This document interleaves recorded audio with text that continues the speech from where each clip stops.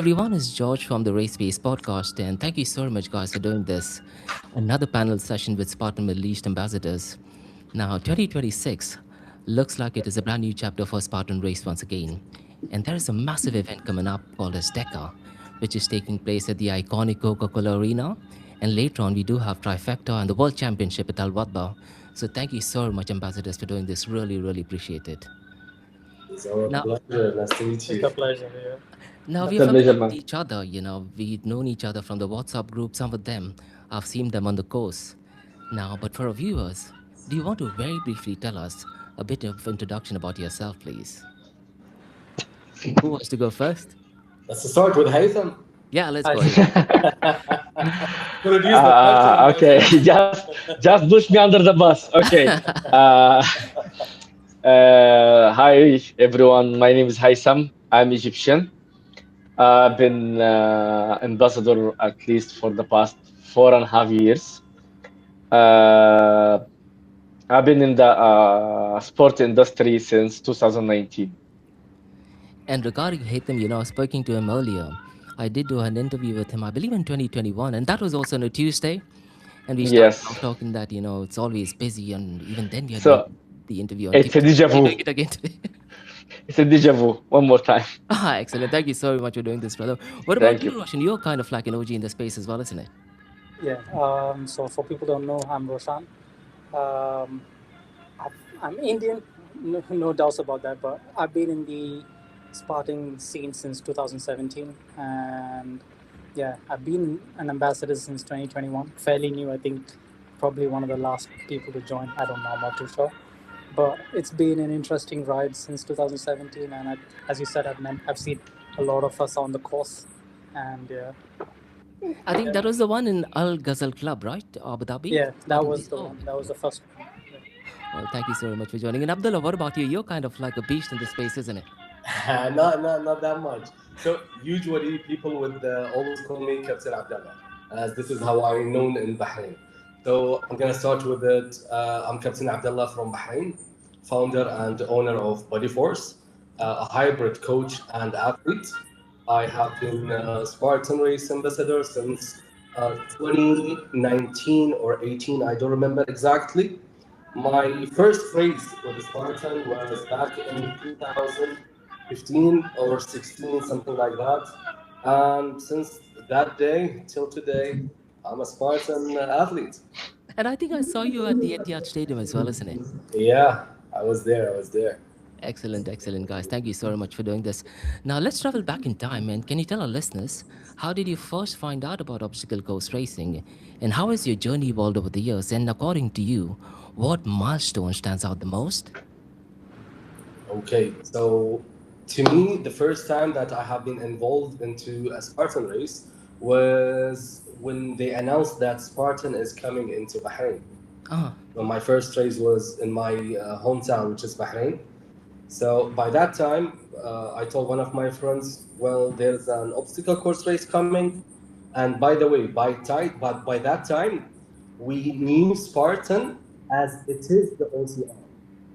We Yeah. thought at the OCR, it is Yeah. already Spartan, but Yeah. OCR is a type of a sport. got it. Yeah, yeah. With the time that we started knowing that, okay, there's an obstacle course race, there is Spartan and those stuff. So the first thing I have done it was to pick up a 15 of my trainees to join the race. Oh, And to be honest, with zero experience, being the leader for a 15 members of team. And funny thing that during that race, I still remember it was back in summer, and I screwed up my shoes, so I had to do it barefoot. Oh. The team member, it was crazy. And since that day, I said, okay, that's cool. It can give me an adrenaline dose, so Yeah. let's go with it. yeah. I mean, shoes is definitely important, isn't it? And later on, is. we'll also go into the 100%. space. I learned the lesson since day one. And in Bahrain, I think there was a stadium as well. I'm not sure if it Yes. was in 2019, right? Yes. 2019. Yes. I don't know if it was- were you there? Were you there, Abdullah? Yeah, I was there. Yeah, yeah. Because I flew down to Bahrain for the stadium. That was Oh, the first really? stadium in the In the stadium, I was there with a team of, I guess, around 30 to 40 members. It was a Wow. big team. Crazy. It was something different altogether. Yeah. It was a very nice one. But the thing, stadium and city are one of the things that I noticed. It's very surprising. Like, Yeah. since you guys, I know you would feel the same thing if you are joining Beast or those stuff. Like, Completely, your capacity of energy is for the long term. We are Yeah. here in Bahrain, in our culture, we are saying it. You are work based on diesel. So, but when you do, sorry, city or stadium, once you finish, guys, you just warmed up. Yeah. Like, you would always ask yourself, that's it? Haytham is laughing. You know why Haytham is Yeah, laughing yeah, when you yeah. We talk did the about city? multiple loop. Why Yeah, did you that's Haytham, how many Etihad, how many events, how many runs did you do at that event? We did 13 kilometers. I did five. I did five loops. 5 loops, so Yeah. that's like 15 kilometers, isn't it? And Yeah. Godano did 7, I think so, right? 7. Yeah. She was like, That's yeah, the I will thing. go one more. She was like, I will go one more. But Am I right the in saying, am I right in saying, Haytham, that your first OCR was also in a stadium, right? But that was yes, 2019 or 20? Yeah. 2019, but I was as a volunteer. I was not as a racer in Abu Dhabi in 2019. That's the first time I know about Spartans. I know about the whole community.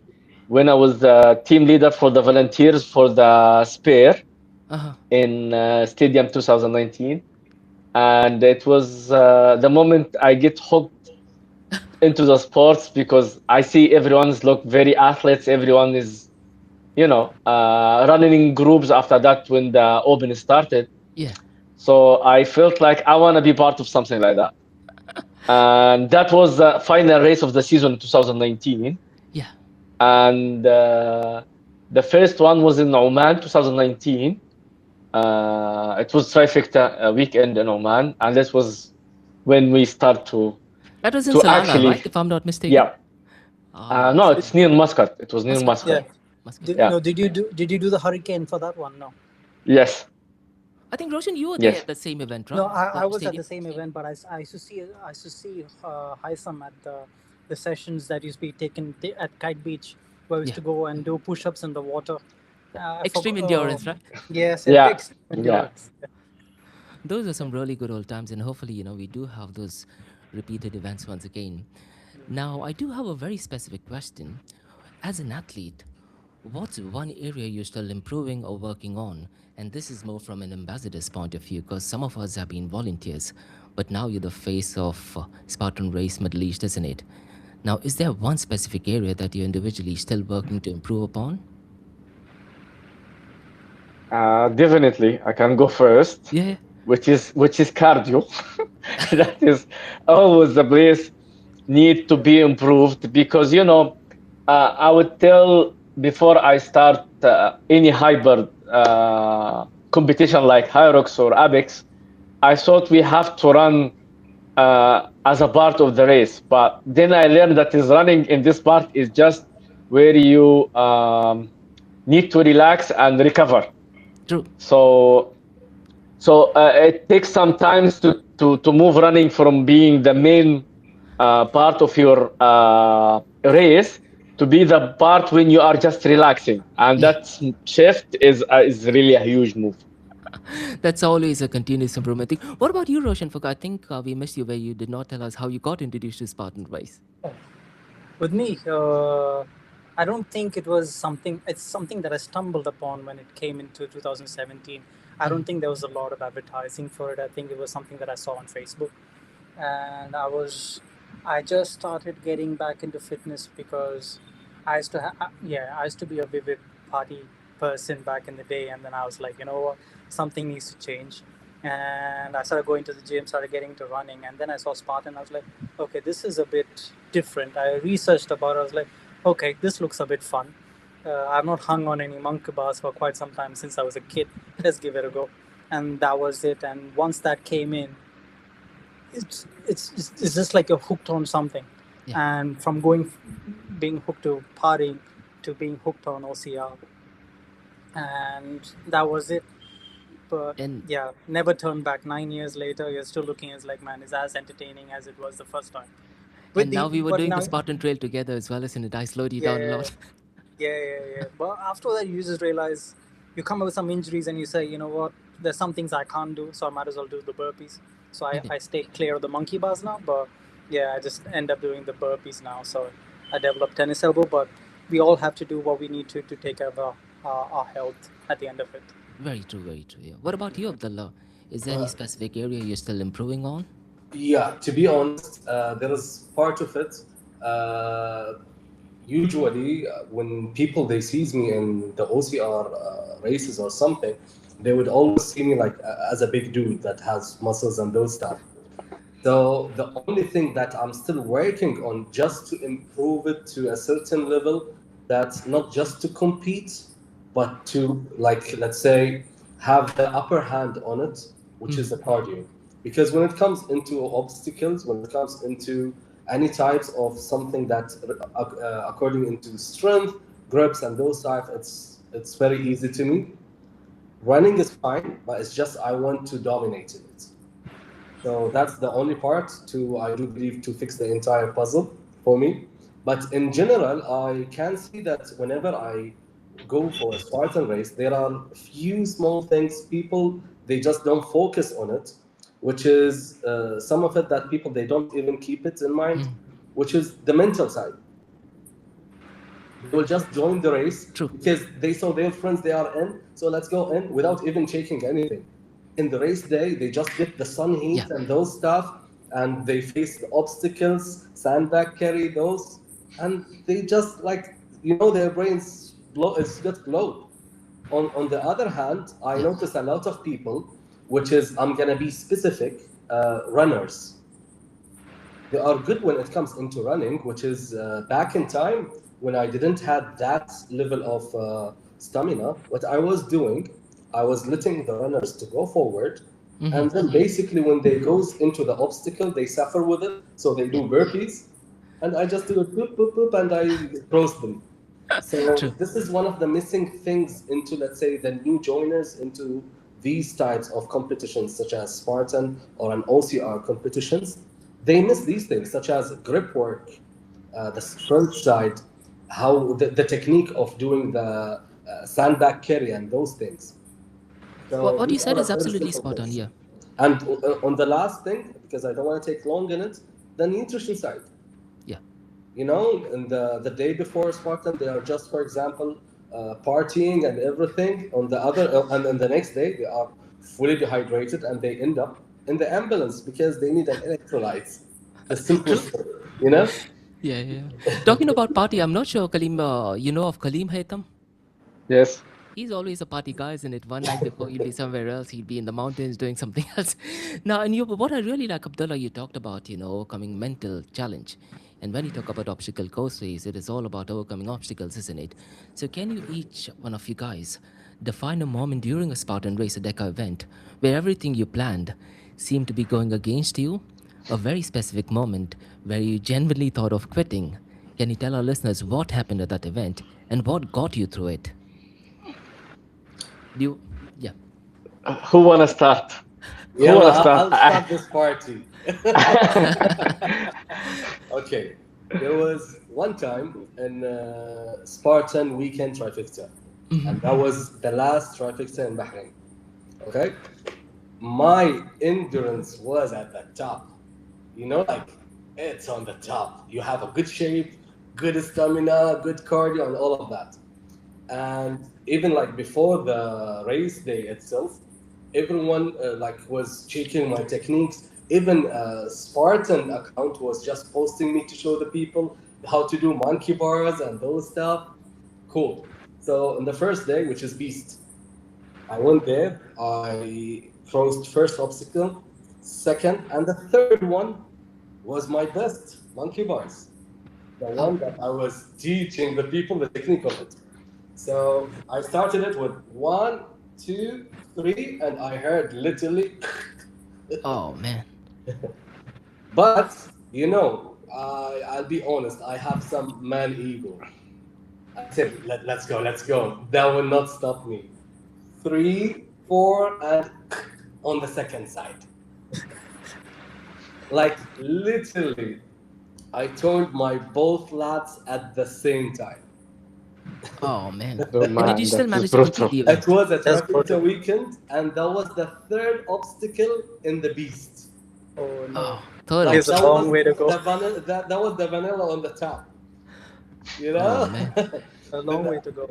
Oh, that was crazy. That was crazy. And then you But have Hercules hoist as well, isn't it? Which makes that uh, part absolutely it, ridiculously it was worse. crazy, and I had to finish the race because I really wanted to finish it. So I did finish it, to be honest, while my hands was just on the sides, and I was doing just an extra loops instead of the burpees. I went directly to the emergency room. Doctor says to me, "Okay, that's fine. Like we still can treat it, but you need to rest for 3 weeks." I told them, "Okay, how about I take that rest after tomorrow?" They say to me, "There's no chance in hell you do that." I told them, "Cool. I'm just gonna take another emergency room tomorrow." So basically, I did something and it wasn't the smartest. So I took a Voltaren tablets. It was already advised by the doctor. And so I took one, twice, third time, and it was on empty stomach, which caused dehydration. And my stomach wasn't functioning very well with it. So by the second day, I started the second one, which is super. I have done it. Then on the sprint, I was having around 15 to 20 members of my team who's going to join in the sprint. Okay. Here's the fun part. So I went there, I gave them the pop-up talk and those stuff. I was hyping them. I went to them to the start line. They were warming up and everything. I was already did. So 3, 2, 1, they run directly. I got cramps on my entire legs. Oh. Oh man. What I want to find out is, Abdullah, when you were at your lowest point, was there something that you were telling yourself, either to give up or continue? What was it that you were telling yourself? I would tell myself that nothing on earth can break me inside. Only that the only thing that can break me is the grave itself. That So is I the have done it. unbreakable spirit, isn't I it? got I got the 3 medals, and all my team has done it. Excellent. But That I is had to definitely suffer excellent. for 2 weeks only. That is who wants to go? That is definitely inspiring. To be honest, So guys, I'm pretty whoever much sure some listening of to the this listeners will podcast, definitely take some never of the try things this from in a you. Spartan race, okay? Yeah. Never tried at home. What about you, Roshan? Exactly. Yeah. With me, I think there was a few of them. I think Maliha was the first one. I think that was. I think I don't know if that was the first beast. I think that was the first beast that I took part in, and for some reason, the Maliha Desert, I think, really tested every ounce of strength in my body. The barbell Uh, crawl was mental in that, everything. isn't it? That is the worst barbell crawl ever. It went on for long, and Yeah, then yeah, after that, I think I reached the base of that hill or that mountain or whatever it was, yeah. and I was like, why would you make us go all the way up that mountain? And then you my legs cramped at the base, and then a lot of people coming by, and they were like, why don't you just give up? And I was like, I've come this far, and I said, there's no way I can stop now. I sat there for, I think, a good 20 minutes, and people went up and they carried stones and they're giving it to people at the base and saying, I've done the obstacle, just take this. I said, no way, because for some reason we know there's going to be a sensor somewhere that's going to even make you go through a DQ if you don't complete that obstacle. And Yeah. I'm like, you know what, I'll just pick myself up. I look at my legs, I can see all the muscles shake, and I'm like, okay, this is cramping like mad. You punch it a few times and you say, okay, pick yourself up, start walking. You go uphill. That was my first beast, and that broke me. But it's something that I'll always remember. When I talk to a lot of people, it's not just me that felt that Maliha was hard. There's a few other people saying Yeah. Maliha took the cake for the initial ranges, and Maliha never happened again after that. I Correct. don't That think was the last one, it right? happened there. Yeah. Yeah, so that was there. Then another one was, I'm sure, was Liwa. Liwa, when you Oh, look Liwa at was that, mad. yeah, when you look at that, when you look at the dune, you're like, why? Like, why is Yeah. that dune? Like, why? Like, and you start seeing the elites do it. You're Yeah. seeing all like they're easing through it. And you say, okay, they did it in 3 hours, 1 minute. I'm like, how? would they do it in 3 hours, 1 minute when they're taking that final sprint down that hill? You're like, wow. But when you do it yourself, that hill climb was the worst hill climb ever. It started with walking to crawling to God knows what. And yeah, the only thing is that when's the next water station? So these two aspects, I think, really broke me at that point in time. But the emotion at that point was, I think, again, it's nothing, we signed up for it. We've trained for it. No matter what you're putting yourself through, it has to complete because you already started it. Never finish, never stop, or not complete something you've started. Go through with it no matter how hard it is. And when you finish that, when you jump over that fire, it's the best feeling ever. But I think that one in Liwa, there was a person that joined us who did it for the first time, and it was mad. I said, that's not the event that you should be doing for the first time in your life. And that was the last one she did. It's the first and last one. But it took 7 hours. And I had to walk with her for 7 hours. I said, that's horrible. But it was the grit. And I think that passion to actually stand around and watch another person do it for the first time was even more motivating, not for them alone, but for me as well, to see that they will put themselves through that for the first time. But being able to witness that as a fellow racer at the same time and help them through that was another feeling altogether. Yeah, and what I'm really liking is, Roshan, what you're saying can be applied to our day-to-day personal life as well, be it work or be it any other sport, or, if you're into music and all those things. So thank you so much for that. What about you, Haytham? I think everyone in the OCR community knows Haytham, isn't it? Be it DECA or absolutely any event. Man, first time I completely broke was in Liwa. Oh, yeah. 2022. That was unprepared race by all means. First time running on the sand. Even I ran trails, many places, many locations, but running on the sand. And the weekend we had first was super, then the beast next day. And the super by the end, I think the last 1 kilometer, I was literally crawling on my 4 limbs. Yeah. I cannot walk anymore. And no electrolytes, no cramp shots, nothing is working. Shoes was absolutely disaster. And what we did, as soon as we get back to the tent, more painkillers, same like what Abdullah did, more painkillers, more whatever we can take to shut up the pain. Next day in the morning, you start show up for the beast on the start line like nothing is happening. Even you cannot feel any part of your body, but you have to show up. There is no other option. Yep, and even camping there was absolutely horrible, isn't it? Because of the noise and everything. Yeah, well, noise. There was zero sleep, man. No. That was, do you remember the second incline? The second was where they actually threw the rope? The second incline was ridiculously worse. Do you guys remember in the beast, there was 2 incline. There was a second actually through the rope. Yeah, there was another one you had to crawl up, and then there was rope. Yeah, they said you have to go up like a camel on your foot and take it. Use the camel technique.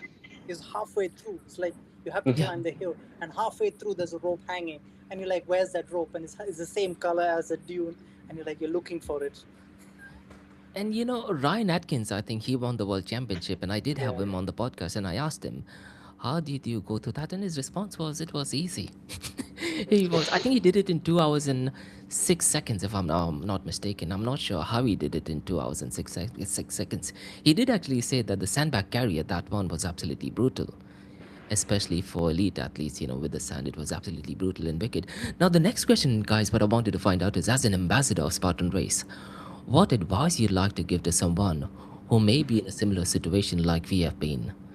What advice would you like to give to them? I would say whenever you are wondering about joining the race or not, we all had that question before. Just give it the shot, and you won't leave it ever. That is short and sweet. And what about taking additional tablets? You won't recommend them taking 2 or 3 tablets, is it? What about you, Haytham and Roshan? I would say simply know what's your why. You have to know, or you have a purpose for what you are doing. We are all doing this for kind of a hobby. for us. It is not a main thing for a life, for a daily life. It's a hobby, and it's a crazy hobby. And if you don't put a little bit of sense on it, it can hurt you. So always preparation is good to enjoy, because it's not only about getting the medal and finish the race while you are suffering. You need to enjoy yourself. You need to enjoy the moment while you are doing the race as well. You need to make a good memories, so next time you come back again. Yep. That is definitely solid advice. What about you, Roshan? I think for me, I think there's a fun part to it as well. Initially, I think when you do as you said, either the stadium or the city or the sprint, there's a fun aspect of it. I think when it goes into the super or the beast, I think some people, depending on their level of fitness and so on and so forth, they're probably trying to deal with some sort of issue that they're trying to deal with. It could be an addiction, or it could be a loss that they're facing, or there could be some darker demon or something, because some people they look at it as a way to vent and deal with their, because some of them take quite some time to do it, especially when I think in some of the races that we've seen. I think there was a guy who I saw in Watba who carried a flag, and he came from the US because he's lost his mother, and he said, I'm going to be doing it. And you remember, he was just walking with this American flag and kept doing it for so long. He says, all I can think about, I used to work for McDonald's, and he's like, I think of my mom, I'm going to be doing it. So everyone has a purpose to do it. But at the same time, as most of us have said, we have to make sure that we take care of ourselves. At the same time, have fun. But go out, do whatever you have to. You have one life. Make sure you make use of it, build memories, and probably we inspire the future generations away from doom scrolling and whatever people are doing nowadays. But it's something to try something new, and build new memories and inspire the new generation. That is definitely solid advice. Now, the next question is a two-part question. How do you guys prepare for Spartan Race or Deca event physically and mentally? Oh, mentally always the challenge. Physically is easy. Mentally is a challenge. I would say physically, with our usual training program, we always have a standard training which mix between cardio, gym, CrossFit, and some obstacles training, weightlifting. The usual, what makes you fit all the time. For preparing for a race, you just have to know what is gonna happen in the race. So in OCR, you need to know the lineup of the obstacles, so you can prepare mentally. That is, I have here monkey bar. After that, I have rope climbing. After that, I have carry. So you can divide your energy in the whole course. You cannot just put all the energy in the first 2K and then die in the rest. So you need to divide your energy all along. Mentally, you have to be relaxed, because if you are not relaxed, your muscle will not be relaxed. And if your muscle is not relaxed, definitely you will get cramps. True. So in the end of the day, it's always like, we've done this before.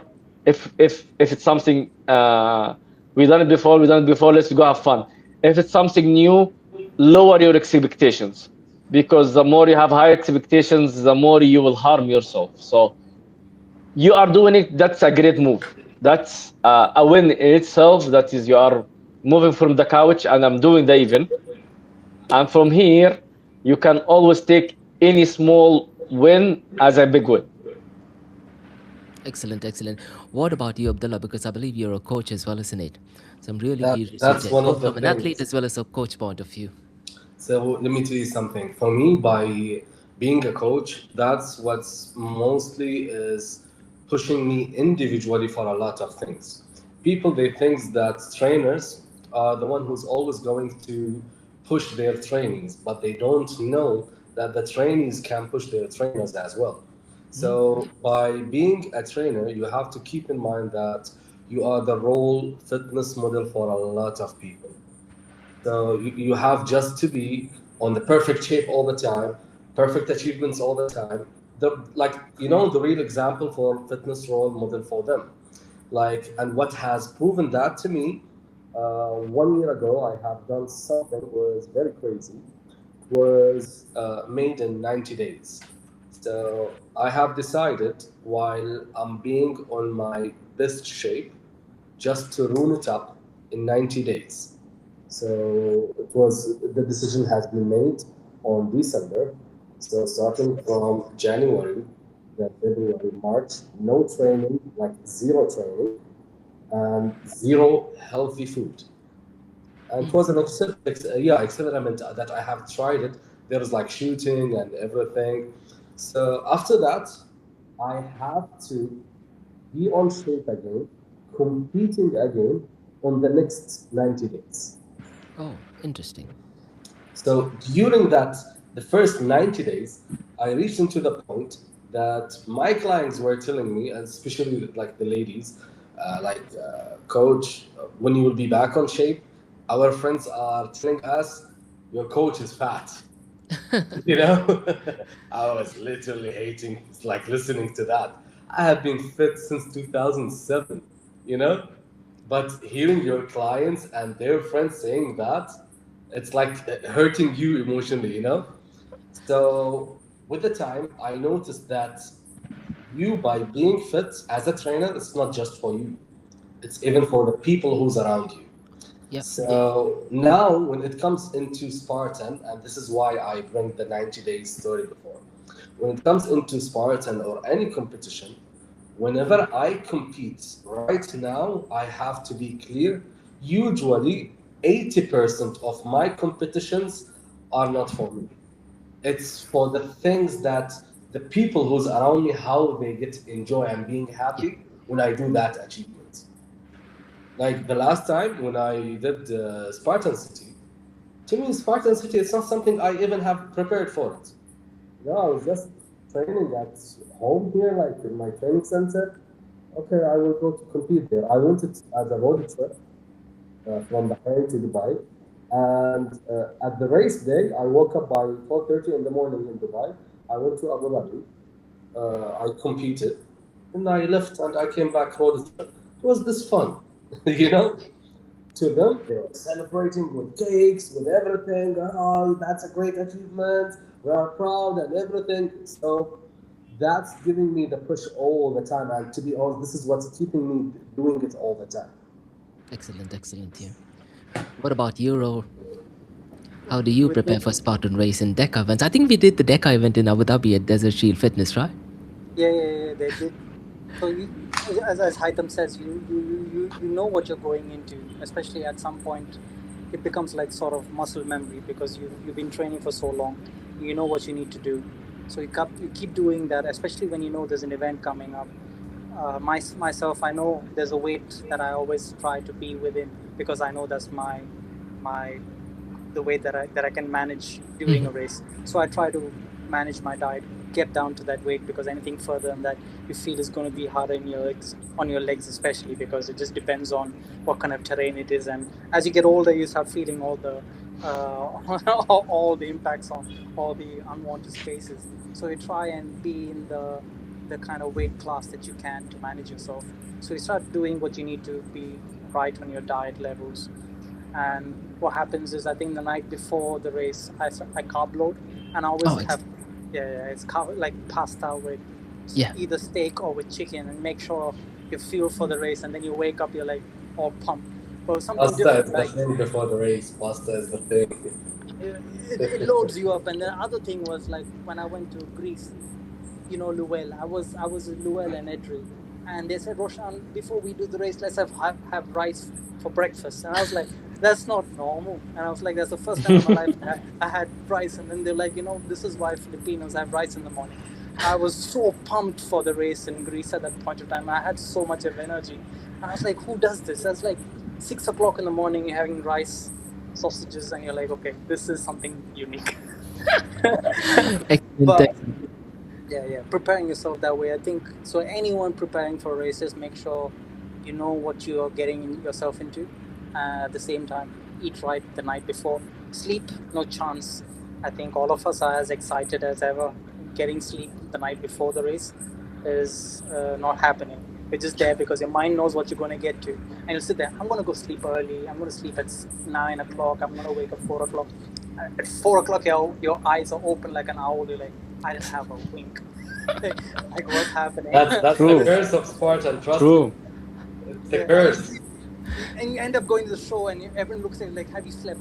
No way. And you realize everyone's in the same boat except a few people. People that come for fun, they're well rested, but otherwise it's just like, wow, what's happening? But I think it's a very common emotion for all of us. Yeah, true, very true. Yeah. You know, one of the things, sorry for interrupting, that the sleeping thing, usually what we have learned when we train people, that before the race day you get to rest and you have to sleep well and those stuff. But when you start mixing up with the reality, with the experience and those stuff, most of the studies would tell you, even the world-class athletes, Yeah. they would sleep maximum 4 hours before the race day. Yeah. Why is that? It's not because of being nervous or stressed out. It's because of the level of the hype and excitement, you know? And it's not a bad thing. As long as you got your rest on the last 3 days, for example, no worries. This won't affect you. But what about magnesium? I mean, do you guys take magnesium before the race night or something? To me, I have my secret weapon, which is ZMA, zinc, magnesium, and B6. I'm having it every night. Oh, okay. That is good for recovery and other things as well. And isn't it? sleep as well. And sleep Yeah. as well. Oh, it's making you sleep like a baby. You're Look, after 40, I would say magnesium is daily intake. I'm sorry, but I have to say that his magnesium is really very good, Yeah. especially for after 40. It's a bliss. It's the nutrition side. It's very important, and some people, I don't know why they just ignore it. What advice would you like to give in terms of nutrition? Let's say for someone who is doing Spartan Race or DECA for the very first time as ambassadors, is there any advice you'd like to give them from a nutritional point of view? I would say some people, they think the best type of hydration is just you hydrate yourself during the competition, while actually you got to be prepared since before. Yeah. A few days before, Yeah. a week before, roughly. Keep drinking. Yes. And one of the things is, if you are, for example, taking electrolytes or gel shots or anything, you really need to pace it very well. Like some people, let's say if they are having a, let's say, long competition, they will say, I'm just going to take the gel whenever I feel tired. Okay, when your body is going to observe it, that's what you need to pace and do in having it all the time. So they might take a supplement, but they are not taking it even on the right way. And they might be even taking creatine. Creatine, to me, it's like always at the top. But as long as you are not taking water with it, you will be dehydrated. What about coffee? Good, bad, and the negative sides of having coffee. I drink a lot of coffee. I mean, for me, coffee and... To me, I'm having coffee on daily pace, except on the competition day. Oh, okay. There is a reason behind it. It's a bad experience. We probably will discuss this after. Make sure that is not recorded as well. He has lots of bad experiences. Can we go out of record? So like, can we cut in the montage? Yes, please. I'll definitely cut it. I want to have my coffee. I said I'm gonna have Americano, and I had that iced Americano and everything going into the race, and the hype mood and everything. I start running, all good, all great. Dehydration? No, it's not there. It's an easy thing. It's fine. Suddenly, I want to go to toilet. You know what's pacing you in a fast pace to compete the other athletes? Is you are hard, you just want to go to toilet. If you want to use that method to compete, then fine. That is but a good motivation. You will be nervous all the time, you know? Sprint as fast as you can, go through all the monkey bars as fast as Yeah. Well, what about gear? I mean, I wanted to ask, is there any specific gear that you always use in an obstacle course race or deck event? For me, it is GoPro. Even if it is at night, I'm always addicted to GoPro. So for you guys individually, is there a specific gear that you kind of addicted to? For Haytham, I've always seen you with the hat, isn't it? But not in Yeah, the tricks. Hat or a cap. I have my band always for my glasses and so on, Yeah. and sometimes with the 360 if Yeah, I'm just running for fun. It's always good to capture the moment. But I would say the most important gear for me is shoes. true. That is that 100%. is the most 100%. important gear for me. I have like a full cabinet of shoes. Each sport have its own shoes. Running shoes is not the same like weightlifting shoes, not like Yeah, terrain running shoes or hiking shoes. All Not different. to brag about it, but I understand that is every step you take can hit your leg differently, Yeah. and it can cause you some different kind of injuries. yeah. Everything starts So from the feet. 100%. And so regarding, uh, yeah, go on, Haytham. for me, I would say for people that is whoever try to do what we are doing, because sometimes like people like Coach Abdullah and Roshan are really when people see them doing things really easy, people think, oh, they done it, it's easy. But it's not easy, guys. It's take time, it's take dedications, it's get some exercise, some training, because in the end of the day, we make it look easy. When we make it look like we're having fun, we are laughing, we are smiling, we are not stressed, we are not angry, because we can process the pain we are having from this event and turn it to happiness. It's our pleasure anyway. Yep. So I hope when people trying to do anything new, because now sport community in UAE becoming bigger and bigger, Yeah. and you see a lot of groups who for running. I even found one female group for extreme endurance, female only.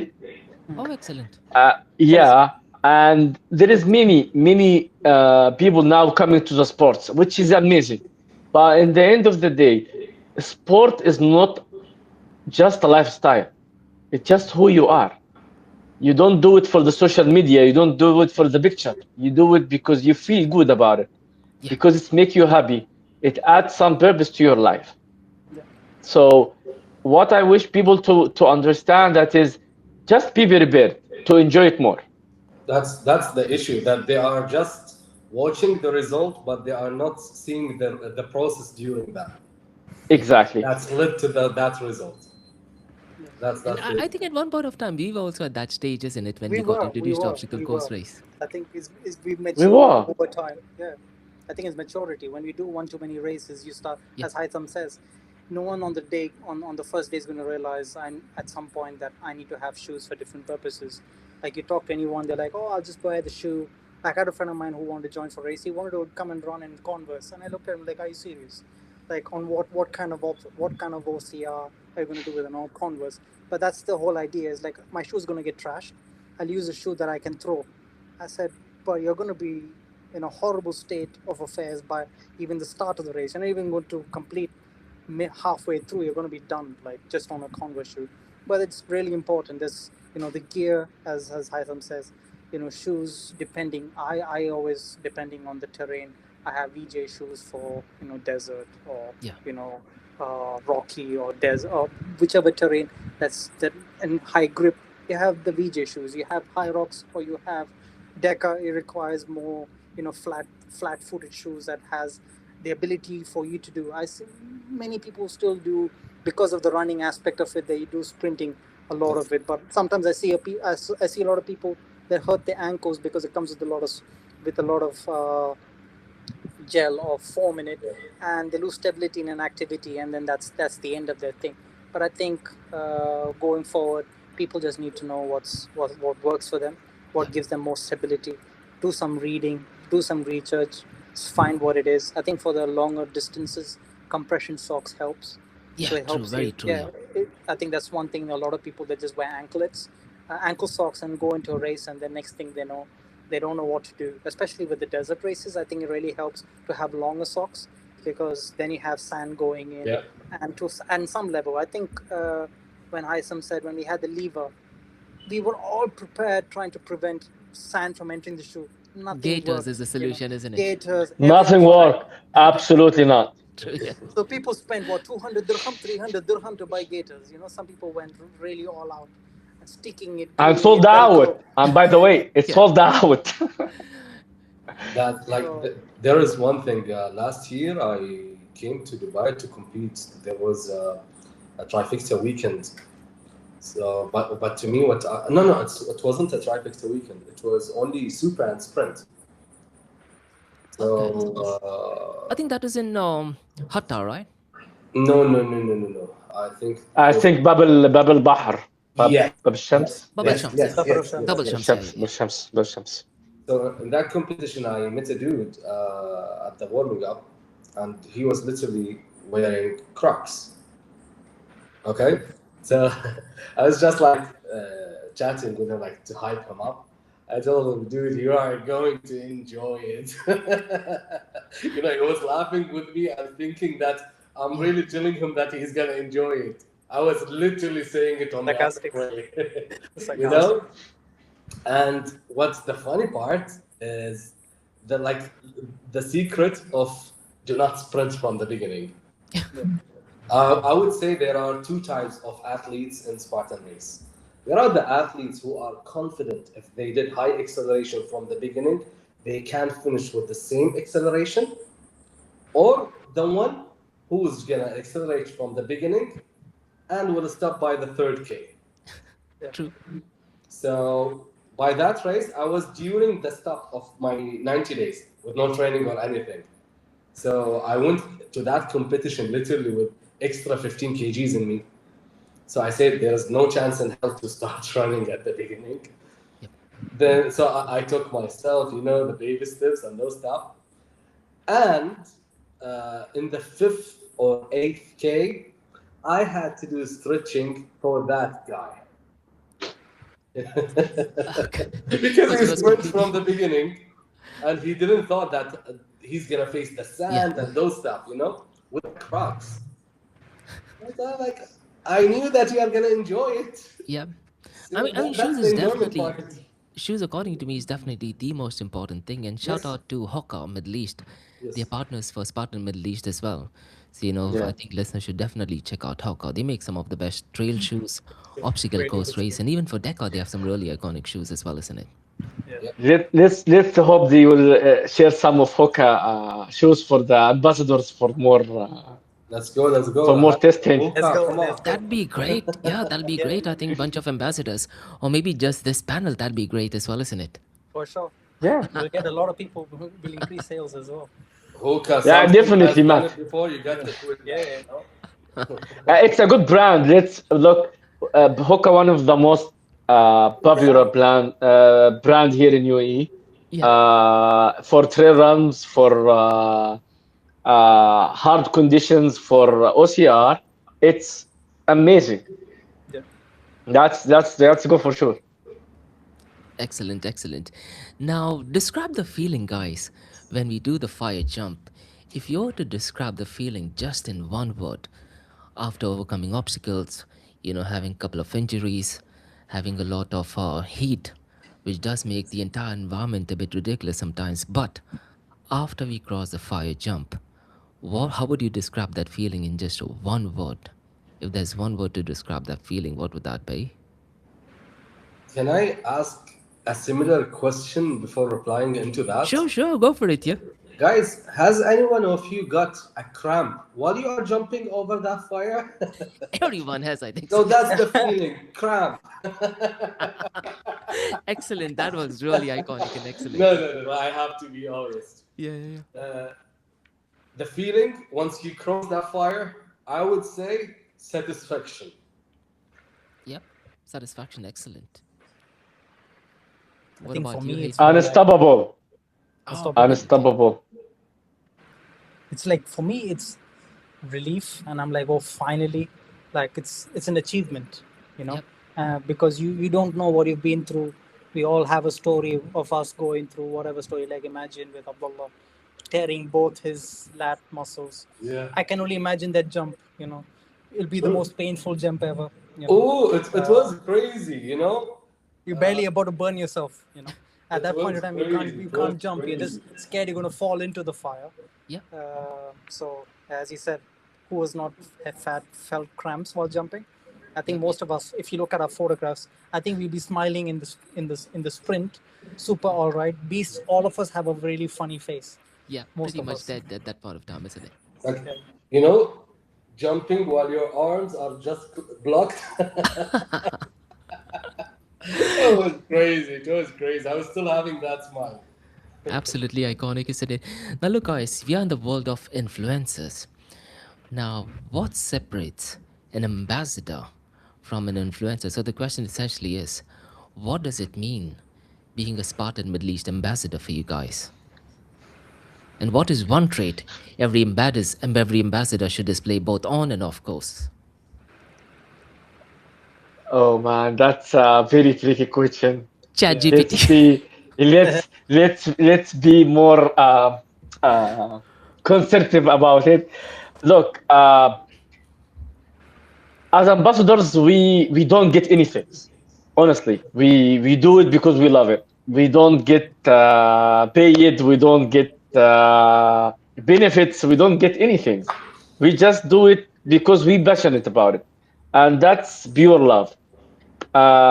Influencers, was all my respect to them all and love. So I would say it's kind of business for them. So they will follow where is the marketing or the brand pay for them. Okay. Some ambassadors, some influencers, I know they just love the sports, but again, it's always the money will affect the decision. But for us, it is just the pure passion.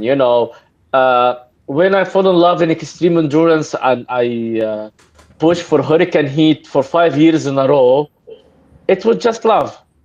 To recruit crazy people who want to suffer for 4 hours straight in unknown conditions, Yeah. it is not an easy thing. But but because you have the passion and you have the love for the sport itself, you can convince people like, give it a try. Yeah. And that's it for me, honestly. And is there any trait or Haytham you think every ambassador should display both on and off the course? Now, I've seen you so many times. I think you're one a classic example and a great ambassador for obstacle course race in the Middle East, both on and off the course as well. Discipline, man. It's all about discipline and respect. I believe discipline is always a key for a good life. Disciplined with your religion, disciplined with your manners, disciplined with your training, disciplined with your uh, attitude to people. You cannot show people that is you are dedicated to something and then you show another side which you are completely different. I'm not saying we are all perfect. We all have our own flaws. That's for sure. But you you need to have the disciplines to show to people that is if they done the work, they will get the result. Discipline. And that is the more Excellent. I really like that answer. What about you, Abdullah and Roshan? Okay, so I would say the idea first about Spartan race, then I would say like what are my responsibilities, let's say, as an ambassador. First, the thing that always will pulls me into Spartan side is Spartan. What they have brought into the community is not a competition. If I'm gonna be honest with you guys, what they have bring, because if we are gonna talk about competitions, let's be honest. Today in GCC, you can have a competition literally every weekend somewhere. 3 to 4 times in a weekend, isn't it? I mean, like as you say, there are the running clubs, those stuff. Even the competitions, there are competitions there every week in the GCC. But why would Spartan always would be unique and different? It's because of one thing to me. It's the experience itself. They have provided an experience in a very crazy way. From the starting line, once you are hearing the songs and like the DJ, those stuff, people are hyping till you have that banana by the end. So that's the entire experience. That banana, I'm having it since 2015 or 16 till the last Spartan City, you know? Yeah. You get my point? Yeah. It's something there all the time. It's the experience. So this is on one side that Spartan, they are really focusing on it and they are keeping it all the time.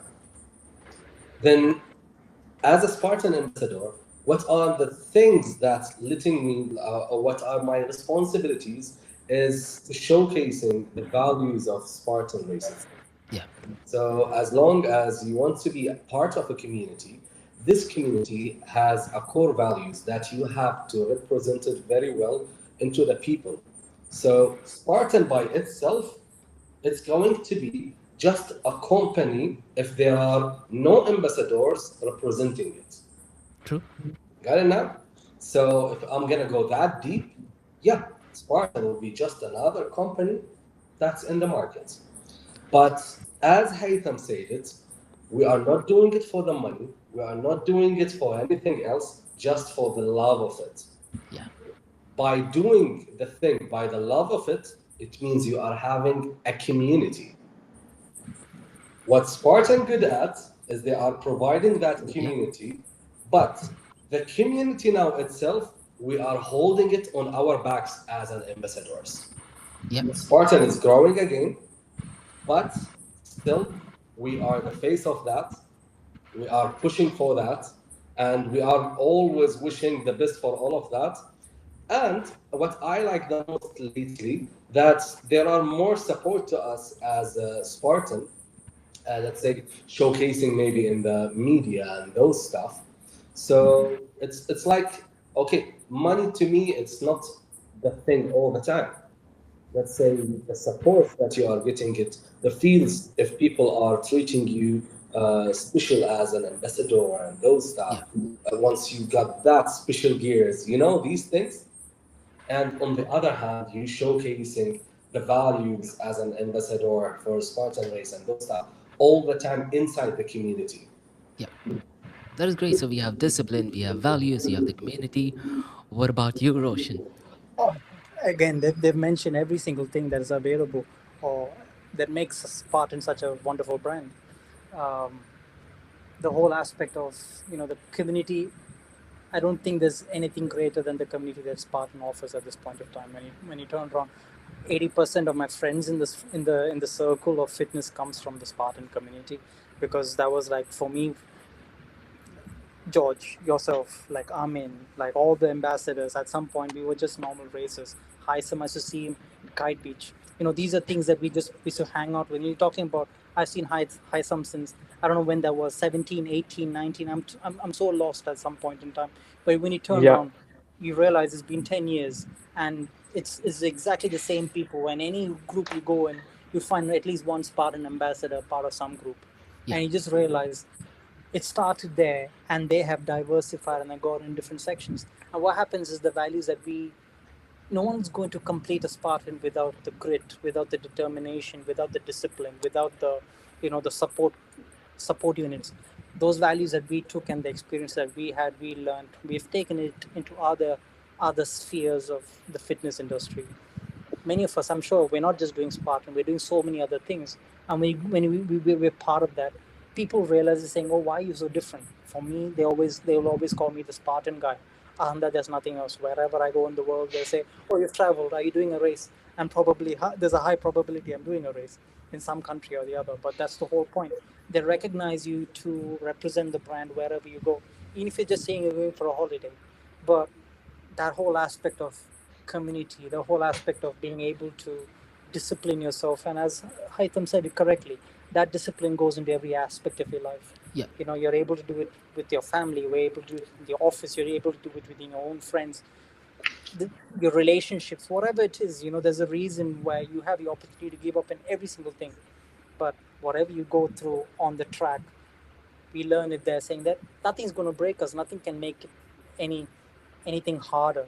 Nothing's as hard as a Spartan race. Let's go. Let's go.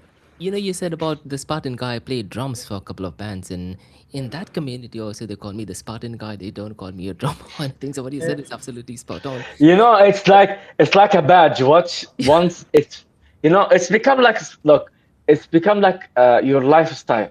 It's more of who you are, not what you are doing. That.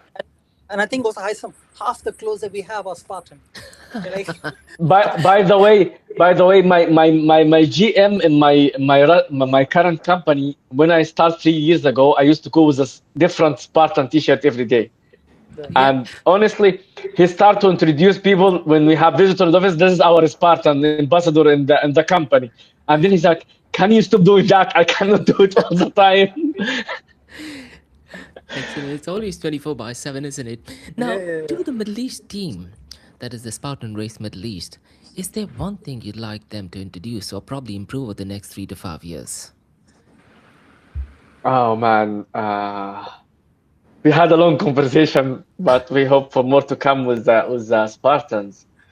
I wish one day we have our bigger community of Spartan to be not just a race or an event, but to just be a family, you know, a place where you feel everyone is connected to each other. Yep. In different sports we do, but we all have the Spartan spirit. In the end of the day, as I said, it's a lifestyle. It's not just one race, because races come and go. But as Roshan said, we stay connected. We made friends since a long time, and we still friends. Maybe we don't talk for many months, we don't see each other, but once we see each other, it feels like a blink of an eye. Here we are again. You know, like I would say, just simply like me and G. We can spend months don't see each other, but there is an event. I'm like, sign up, let's go, done. Community, so you know, building a community. Yeah. That sounds great. Yeah. What about I you, hope. Roshan? Me, one thing I hope is we can have an ultra, but it's going to be a far shot. Oh man. An ultra is something that I would love to experience in the cooler months. I don't know what month that's going to be because we have heat all the time. But having an ultra, I think that would be something. Oh man, it's something on my wish list. Every single time you think of doing some ultra, COVID happened and it stopped. You know, since then I think all our bodies have taken a shot. Yeah. Yeah. So at some point we have limitations and things we try and stuff like that. But for me, that year was supposed to be trying a lot of stuff, but something that I think that would be really interesting and challenging for a lot of people who have been doing, you know, certain amount of competitions and races for some time is try and push it to the ultra levels. I don't think there's a lot of ultras within the region, but Spartan probably trying it would be something. And I think, you know, Haythem and all these people, they do a lot of trails. So mix and match up a lot of stuff. It's going to be really torturous. 21's bad enough. I can imagine a 50, you know. And I think we've never had an ultra in the Middle East, isn't it? I don't At think least so. not. No. There are some really No. locations. Wadi Shauqa But is having one of the easiest places. But having an for us. ultra would be, I think, something that would be mind blowing. I think that would be something that, that's one of my wishes. And the medal for ultra is just mind boggling. It's the size of my head. So it's just like, wow, you know, to have that purple badge. Yeah. But, and I think, you know, Belushi, you know, some OCR Empire, who are also part of Spartan Ambassador team right now, he had done an ultra and he did a sprint the same day back to back. So, you know, I think this was in Malaysia. Yeah, Mo's a beast, man. Mo's a beast. Don't compare Mo with anyone. Mo's a beast. MashaAllah, Allahu Akbar. Yani. He's one of the most amazing people in the community, and he's an amazing guy. Yep. 100%. I think another person who used to do that was Simon, wasn't he? Simon Pepper, yeah. Simon Pepper. I think he used to represent as the athlete representing UAE for the ultras in the championship in Sweden at, I don't know which year that was. Yeah, I think it was 2019, if I'm not mistaken. I think so, but then I think now he's become a High Rocks. Yep. Yeah. And you have the beast Rob. Don't forget Rob. Oh, Rob. Do you remember him, Josh? Yeah. Yeah. Rob, From oh, the he's an absolute legend. Yeah, yeah. From Extreme Endurance, endurance, isn't it? endurance. Oh, Yeah, yeah. yeah. Rob. And he done the ultra in Philippines, I believe, as I remember. Yeah. Yep, yep. I think they had a team with George Crew, Simon Pepper, and they did go to Philippines as well in Mm-hmm. 2017, and Because there was even a George storm. Crew, I think, has gone his own, isn't it? Yeah, he He's gone started with High independent. Rocks High now. Rocks He's as well. focusing Yeah. more on hybrid events. What about you, Abdullah? What feedback do you have, or what you'd like to see the Spartan Middle East team to have an improvement over the next 3 to 5 years? To me, if I'm going to be honest, I have two parts. First part is the one that's including us as the ambassadors. Like to have, let's say, a clear, real program to us. As now, we are just having an infos, let's say, event by an event. You know, there is nothing clear, like to you as an ambassador, what's going on. You got my point? Like sometimes you might be invited, sometimes you might get a percentage, for example, a discount percentage for signing up. Sometimes nothing is there, just wishing you a good luck. So it's not clear, you know. That's one of the things that might drain you out sometimes. This is the part that's related into us as an ambassador. On the other side, right now, you want me to be too clear or friendly clear? Whatever you feel comfortable, brother. Whatever you feel like. Okay, I would call Ab- Spartan race Abdullah, you are recorded for security purposes. off the record, guys, off the record. Right now, for the last 2 years, I guess, Spartan raced. I don't think it is a Spartan raced Middle East more than it's a Spartan raced UAE. This is to be straightforward. Yeah, That's just because we haven't had events other places, isn't it? You got my point? Yeah. So you can't call it a Spartan race Middle East and you are just making the events in UAE. That's like, to me, it's, I'm gonna be honest, it's a total chaos. Because to me, for example, I'm in Bahrain. Some people, they are there in Qatar, Kuwait, Saudi, Jordan, Oman, a lot of countries, you know, they don't know what's going on. Either they travel to UAE or they are out of it. So I think I think considering what Abdullah is saying, the captain for the Indian Spartan flying in Oman. So those people don't get the opportunity as well, rightly said by Abdullah. yeah, you got my point. Like back in time, before 2020, we used to see it as, let's say, tour. It was a literally tour. It's going here and there and there, and you know the program of that tour. And gave us a reason to travel and see other people in their home turf, you know. True. And it was us improving our endurance with terrain. See, when you race in Abu Dhabi, you know what. Yeah, to me, when they tried to do it again back in time, I guess 2022 or 2023 in Salalah. I still remember in that race, I was literally running, and I saw one of the guys that I know him, and he's Omani. So I saw him resting on the side, on the shade. I told him, "What are you doing here?" He said to me, "I'm Omani. You are. What are you doing here?" You know, it was very funny. Like, it wasn't planned to see him there. So these are one of the things that you can't see it as long as it's just in UAE. So that's why I'm saying it's nice. I would always call UAE as my second home. I like to travel there and everything. But, you know, if you are doing something and you want to have a bigger community, you have to go demographic wider. I think it is a solid advice. You know, really appreciate that. Guys, are we okay to extend the time for like 15, 20, 30 minutes? Are you guys okay with the time or anything? Hit them okay? Sure. Let me know, yeah, because I work at night, so for me, it's I'm completely free. If you guys want to cut it short, just I live alone. No one will worry about me. Don't worry. excellent. Now, guys, Spartan's motto is Unbreakable. I wanted to find out, what does being unbreakable mean to you in real life, not just on the course? Oh Unbreakable. man. Who wanna start? No, Abdullah was already unbreakable with his tools. Okay. To me, unbreakable is you have to do something while you must do it in the time that you can't do it, but you still have to do it. Powerful, yeah. That is really powerful and great. It's great to do those things when things are uncomfortable, isn't it? Yeah. That is powerful, short and sweet as well. What about you, Roshan and Haytham? You go first or I go first? With I me, think Haytham is checking ChatGPT. Just kidding. yeah, no. he's No, doing no, no, no. I just had to look for a reminder from my back. From extreme endurance, I'm pretty much sure that Yeah. follows, isn't it? Yeah. With me, unbreakable. I think as we've all spoken, we've all gone through a certain aspect in our lives where we always want to give up in some aspect or the other. I remember I was doing sort of a hybrid sort of a activity.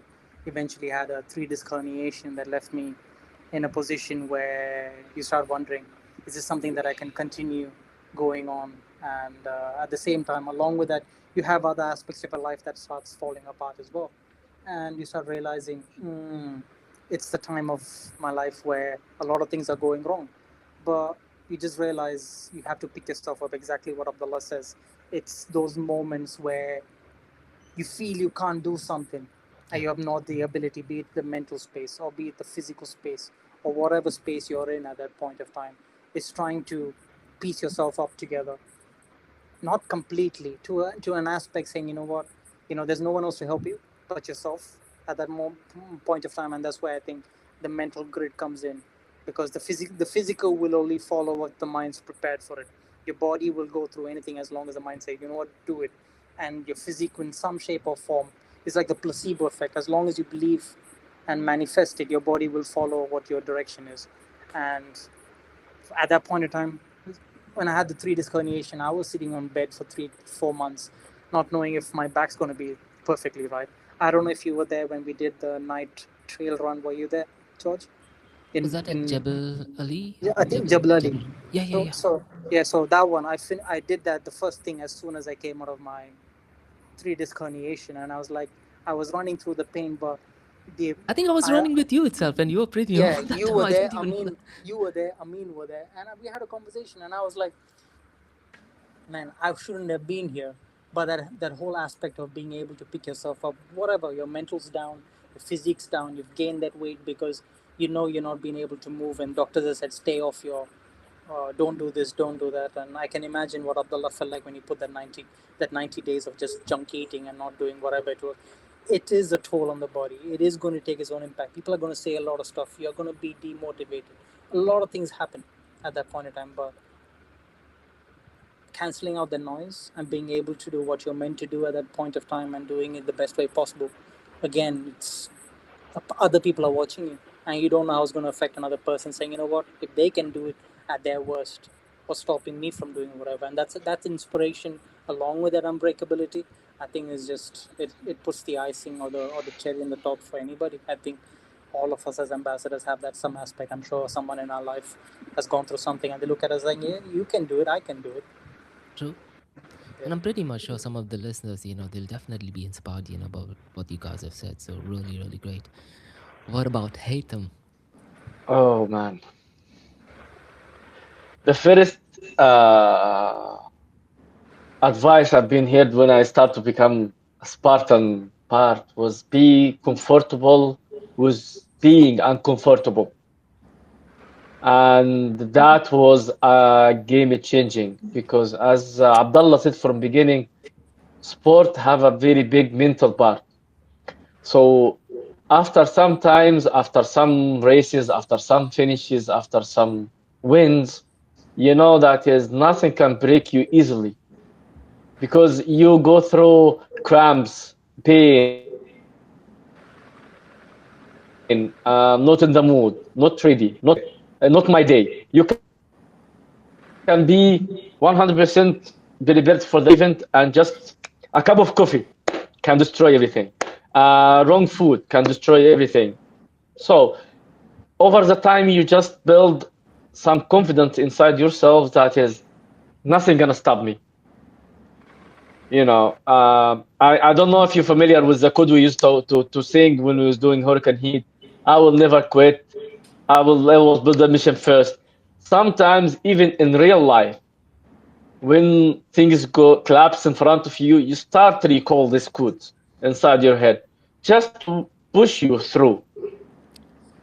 Yeah. So I believe it's become like engraving in our head that is give up is not an option. Quitting is not an option. Go hard or go home or die trying at least. True, that is powerful. And because you're part of extreme endurance, I think Prince was also part of extreme endurance, isn't it? Prince Vitali. Prince, yeah. Prince, yeah. I remember asking him, what is your favorite obstacle in the podcast? And he said that, you won't believe it, George. I'm actually scared of heights, but my favorite obstacle is actually rope climbing. And the first one, he is really scared because of the height, because, what if I fall down? But now he has actually mastered rope climbing. So it does align to what everything you guys are saying, isn't it? Being Yeah. comfortable in the most uncomfortable situation. And what Abdullah said also is definitely a powerful point. And that is, I think, was as ambassadors, it is a great message to put it out there. Now, talking about message, I do see that a lot of people, on Instagram, they're just looking at Spartan Race. They like the video, they like the vibe. It creates a different atmosphere altogether. But they're a bit hesitant to take the first step in signing up for the event. In fact, today in the DECA event, in the DECA post, one lady asked, what are the different weight for the different zones. And I sent her some information, and she's still a bit skeptical about joining the DECA upcoming event. So, what message do you have for individuals who are looking at our Instagram profile stories, looking at DECA Fit posts, but they're a bit skeptical and hesitant to go ahead and sign up for the event? What message as ambassadors you have for those guys? Do it. Like, don't think twice. The whole aspect of just asking questions itself is the intrigue. Always feed that intrigue is my whole thing. Saying give it a shot. You like it, you don't like it. At some point you will come back to it. That's me. Like, I would use my motto, you will never know if you never try. yeah. As simple as Okay, it is. You that you is you wonderful. need you need to know where you're standing. If you are into sports, you need to know where you're standing. If you finish it, then you are good. If you not finish it, you know where you need to improve. Yep. Well, to me, I'm not gonna be simple as like being simple most of the podcast. I'll go a bit deep this time. I would always say if you are wondering about signing up or not, the only advice that I will going to give to anyone about that is you need to keep this in mind. Train your mind. Your body will just follow, as your body is just have a nerve system that's a reflection of your brain thinking. Yep. That's the only thing. It's all starting from the brain. Once you think of it, it means you can do it. Once you think of it that you can't, it means you can't do it.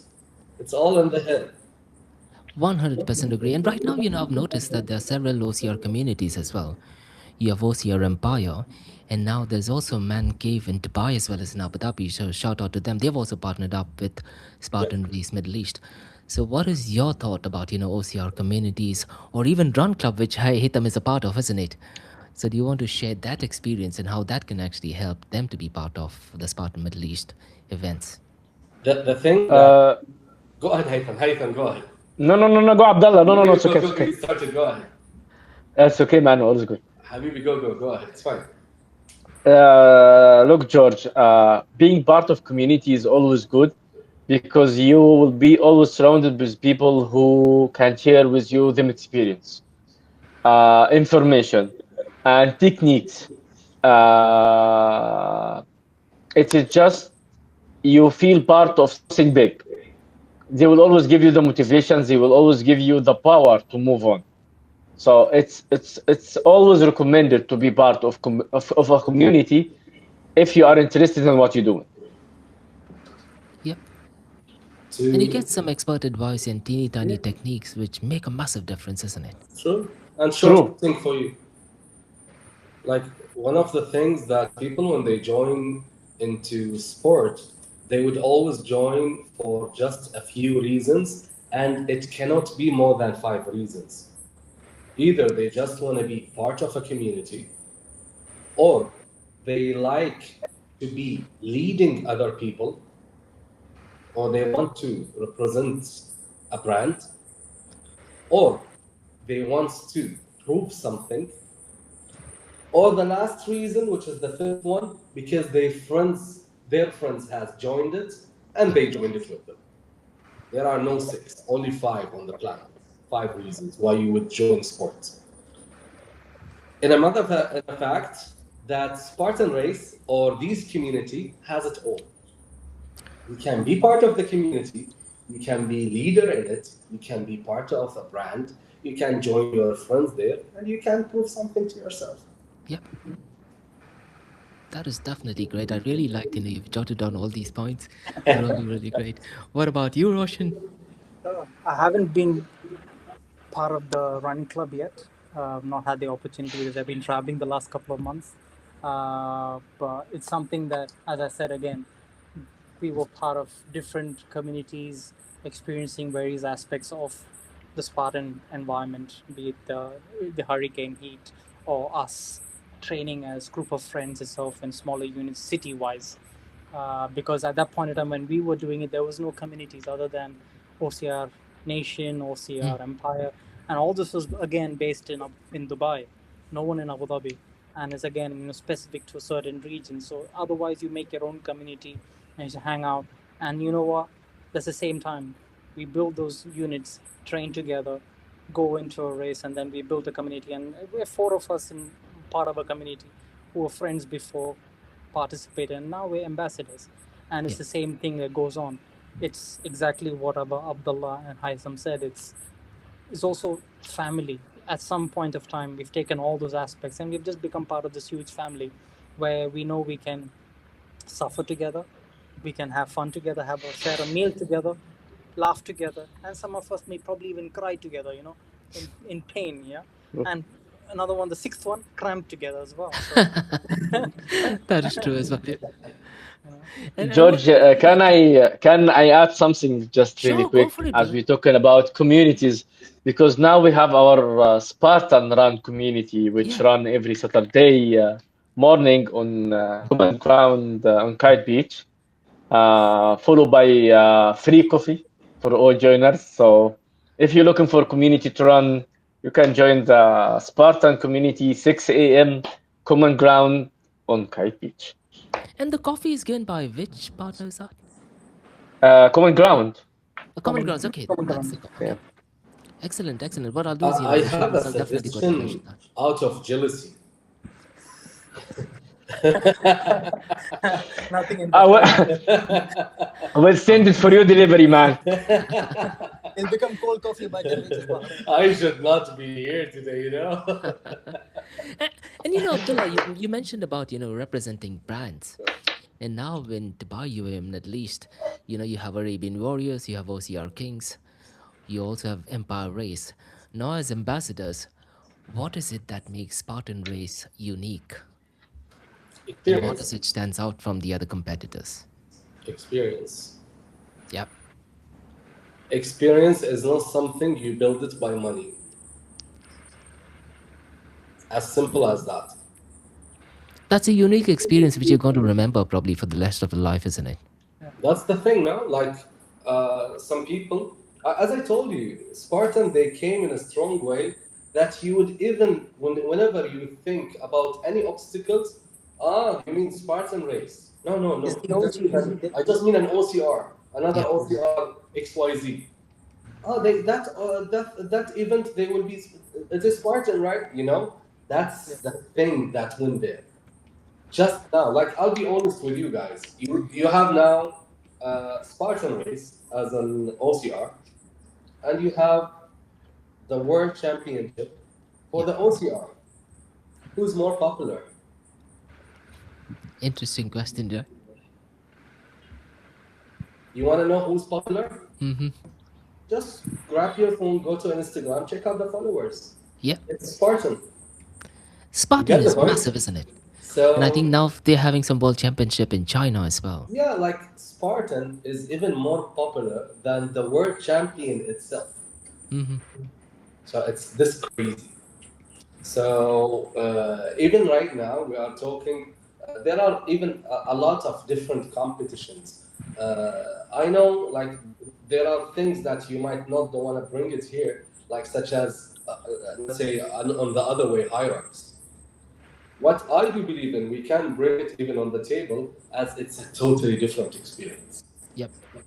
Why it's a totally different experience? I do compete in both. Hierarchies is something, Spartan race is a totally different thing.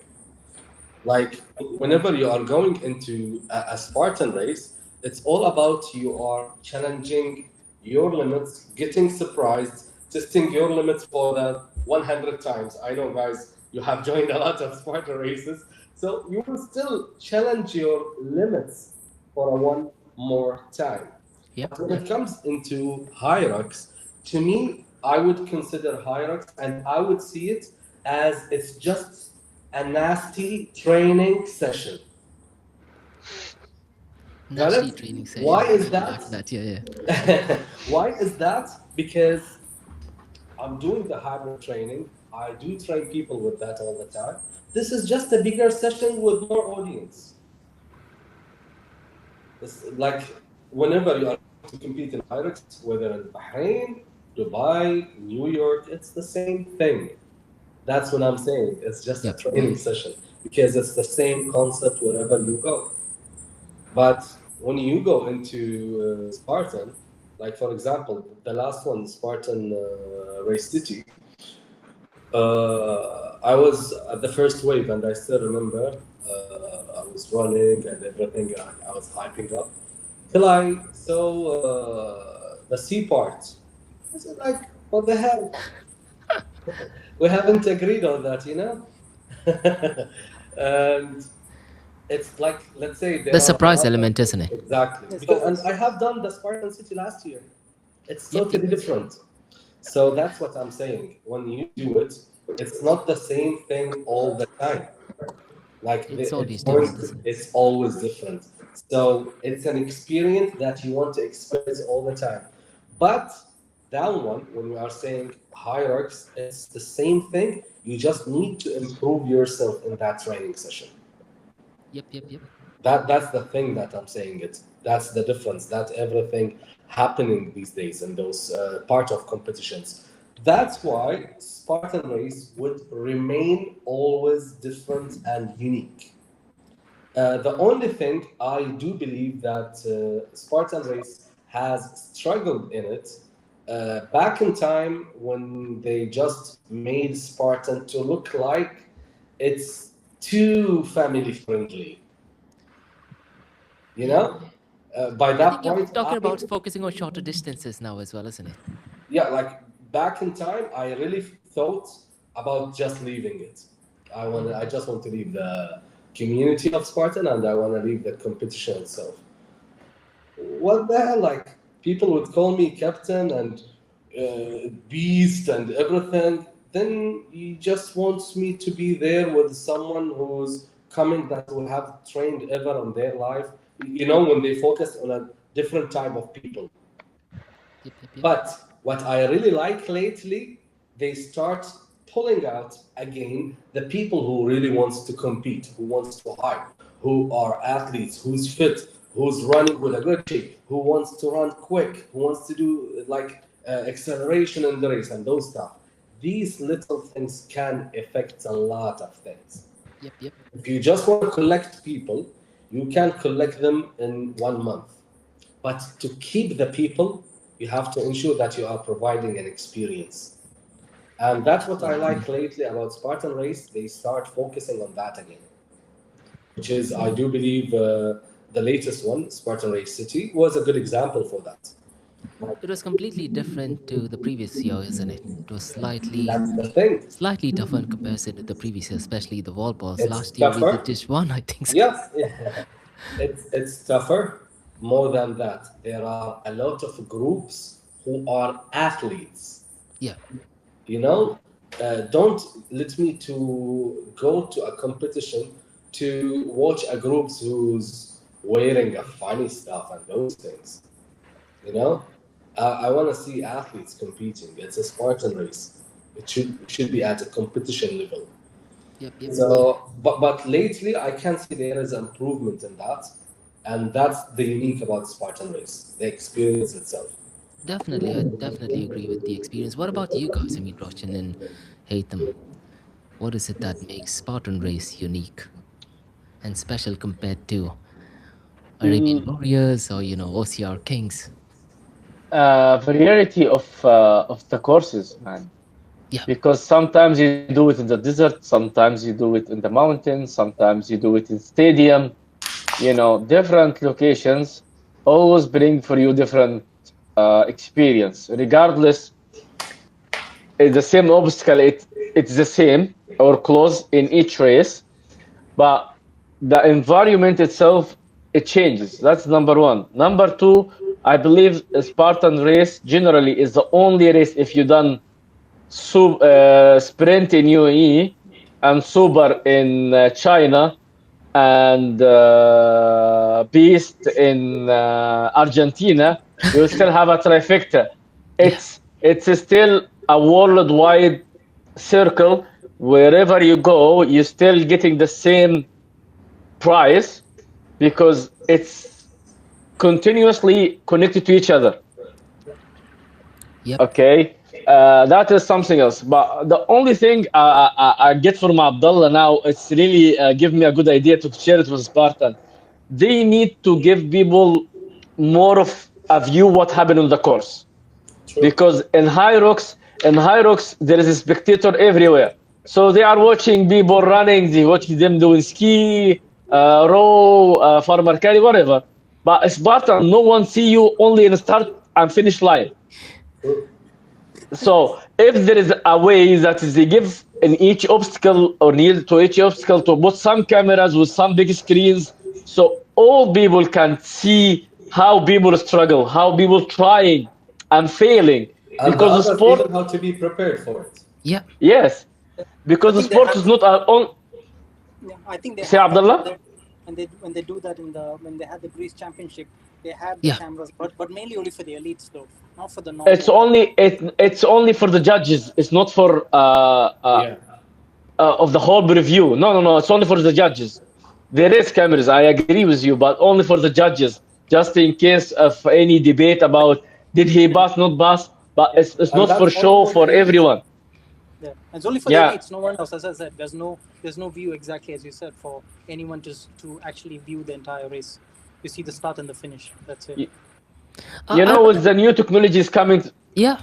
I remember Yeah, Desert Warrior Challenge. In 2017, just 1 year, they tried to do that. But that was only 5 kilometers. So they could manage to do it because it was a relatively shorter course and it wasn't going out, it was kind of like similar to doing multiple laps. So they had a massive screen where you could actually watch each and every one doing it, all the obstacles. But that was only for one event. The other events, they stopped that. But I think that is a Yeah, but fantastic idea. it's not only about OCR. You can still do it on the DECA events as Deca. well. Yeah, Deca. I Yeah, think for Deca, So that'd be great, isn't it? come again. For Deca, I think that's a brilliant idea. I think what he's saying is a brilliant idea. Yeah, because again, you need to learn about technique. Look, I've been judging for DECA for the last 4 or 5 events. I see amazing people who trying for first time, but all are missing the basic techniques. How to do small things can save for them a lot of time, pain. So as a judge, I cannot give them instructions, but usually after I finish, I can go and say like, you could save like 1 minute in the ski if you did this. You can save more time in the farmer carry if you did this. You could save more time in the box jump if you did this. I'm not like Abdullah. I'm not a coach. I'm not a professional, and that's what I love about today. We You are have many expert. different That's a level, big difference. yeah, yeah. but I have the experience. Yeah. I learned it by experience, and over the years I see other people how they do it. I did it wrong, and I did it wrong again, and then I start to do it right. So you learn from others Yeah. because sometimes a technique can work for me, cannot work for Roshan, can not work for Abdullah. Abdullah can have a different technique, which more easier for him, and does not matter how much I try, I cannot get it.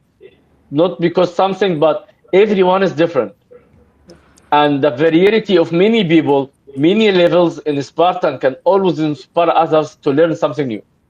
And regarding Deca, I just wanted to tell our listeners that the rule book, it has recently been updated, because what happens is at the event people are not sure what the rule book is, so you can just go to the website. And what I'll do is in the show notes, I'll go ahead and put the rule book for the Deca events course.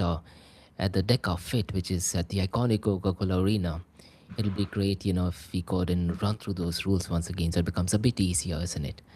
For But me, thank you I so much, had a tiny for suggestion, which is an alternative something, or even the screen. Yeah. Now, let's say if we have an upcoming event, why just don't even collab with us as an ambassadors to just showcasing the right technique with the wrong technique? As simple as this. I think, if I'm not mistaken, Deca has put out a post where they show the right and wrong technique. But what you're saying is absolutely great advice. Maybe they can revisit that and do it once again.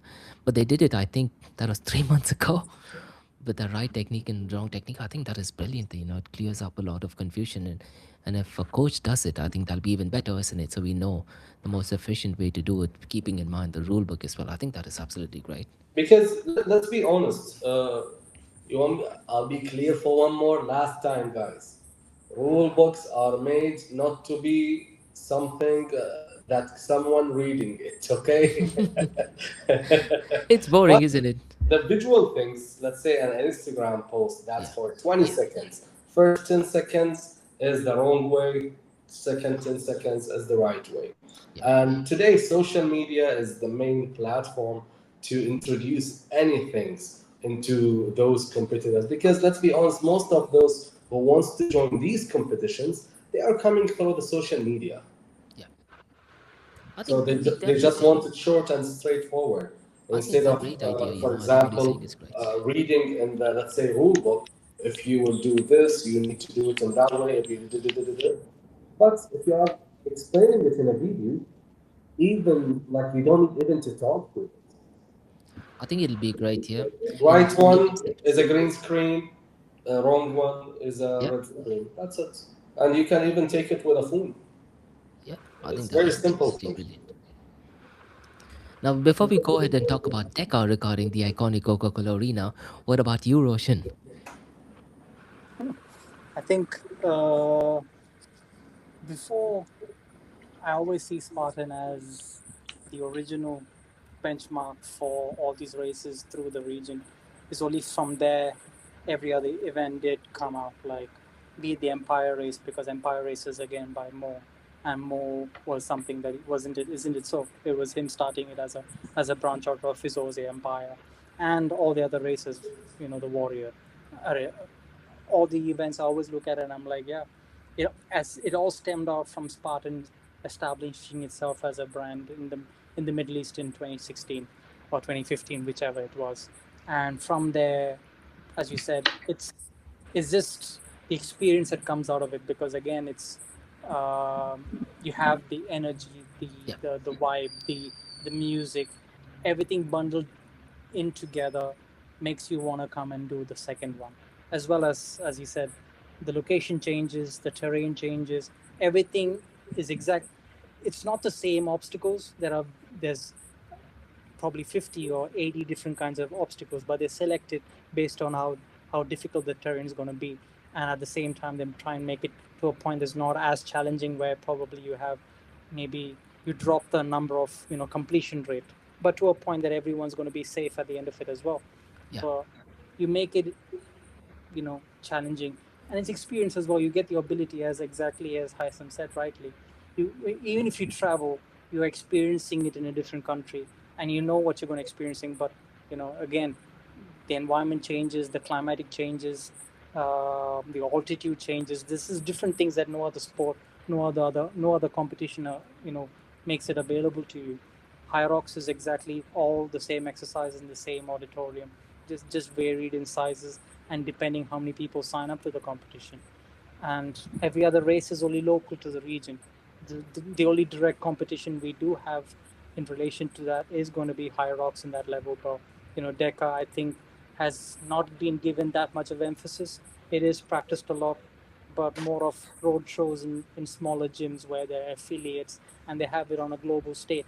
But it's not like a full-fledged event. Yeah. It's more like it's a gym signs up and they're an affiliate gym and then they have a road show.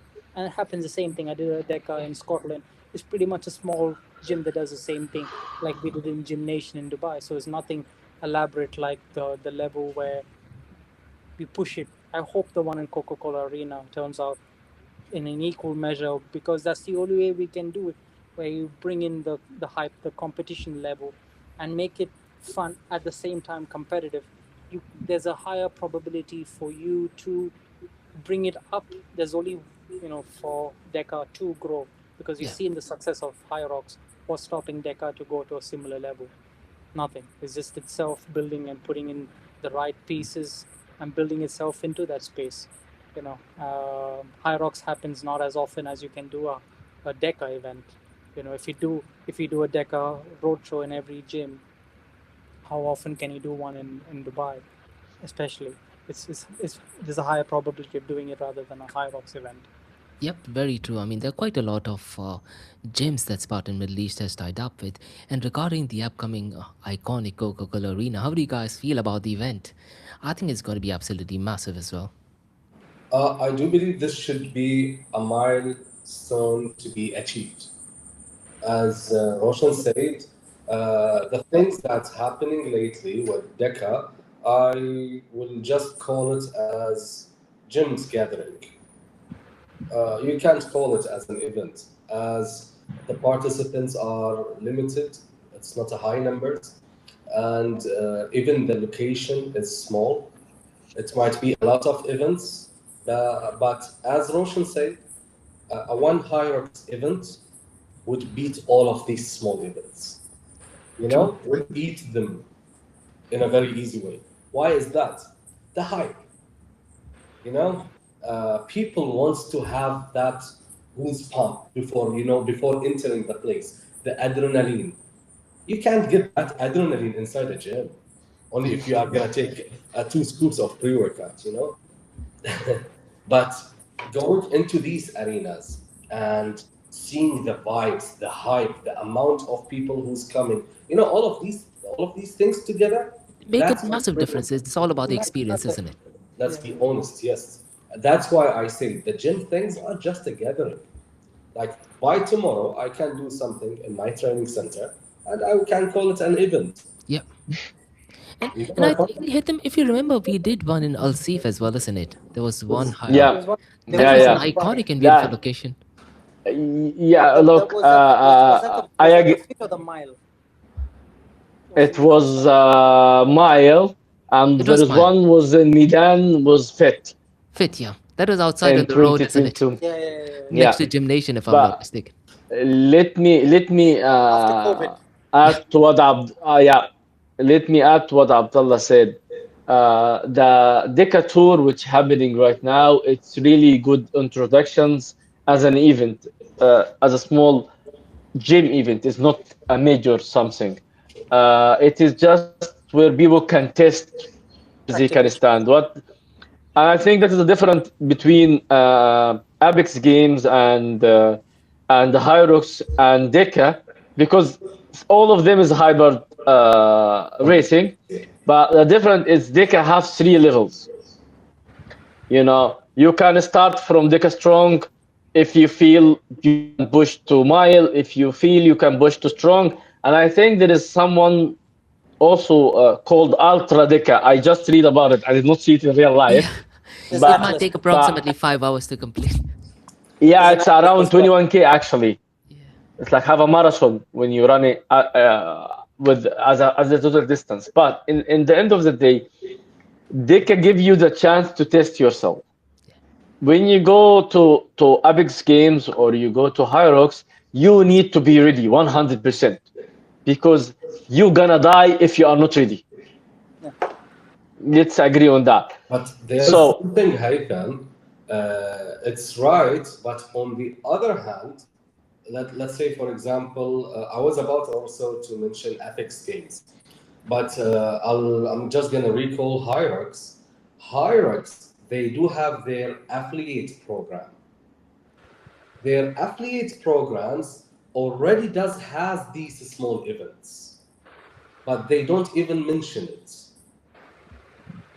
You mean the what's called the fitness, the BTF, I believe. Yeah, like now they are having more than a program for the affiliates. So, you can just create a multiple events at the same day in more than Okay. in more than one location, and each location they have their own things. But what I'm talking about is DECA, they start focusing on these testing thing without bringing on the table a major thing. So they are. I don't know. I do believe they are being not on the, let's say, on the streets for a while. So they're just taking a baby steps to go back. But we are not in the right time to take a baby steps because there are a huge whales. They are taking out and eating the entire market. If you will just take a baby steps, you will remain with the baby steps. Yeah, I think one of the reasons I why in DECA we're going slightly slow because there's a bit of chaos going on from a geopolitical point of view, isn't it? Because the first DECA event was supposed to be there at Sky Dubai, Yeah, yeah, and yeah, yeah. unfortunately had to be cancelled. And then there were talks of having it in quite a lot of different locations, and everything. All the plans had to be Yes, altered. yes. So I think that's probably one of the That's reasons why we're big taking time. baby I steps. believe. Look, I believe all the DECA happened so far in UAE. It was outdoors, all of them. Any safe in Midan, all of them was Yes, outdoors. yes. That is, I believe, the first DECA fit will be indoors. Even the skydive one, this was also outdoors. I think DECA style is always to be outdoors. Yeah, But I believe, as UAE have many amazing spots, yeah, not just Dubai. I would say, يعني, you have many parks in Abu Dhabi, big parks. You can collaborate with many places to create the event in a different ways, in a different shape, to Yeah, give a different experience. Because in the end of the day, you need the experience itself. yeah, We exactly, all can exactly. run, we can all make the same setup in our gyms. Is Yeah. not so complicated. I have a box jump in my Yes, gym. I yes. have a treadmill. I have the dumbbells. I have the ski, the row. But it's always about the experience. How to bring to people something new for the first time, yeah, something memorable. They cannot forget so easily. 100% agree Because with them. if you look to all the Hyrox, it's Hyrox always indoor. The only event I see for Hyrox was really interesting, the one happened in Germany when it was in the airplane runway. Yeah, But look everywhere else, it's the same setup everywhere, indoor. You have one, two, three, four. Okay, I'm running in circle, guys. It's boring at some point. yeah. I think from in their defense, I think I did speak to Yancy Kulp, who's the founder Mm. of DECA. I think their business model is slightly different. And now I don't think so. They are treating, Hyrox as a competitor because, the clients or people that they're aiming for is completely different. In US, they also have Hyrox DECA at basketball courts, where they now hire it only also for they the event are and people just there run is outside and ethics. Haytham mentioned it. Ethics, I do believe they are coming in a very strong way. Mhm. Like even the base they are coming with it. It's very strong, Yep. and these are the things that everyone, like when they are trying to have an event, they need to watch out about these big boys.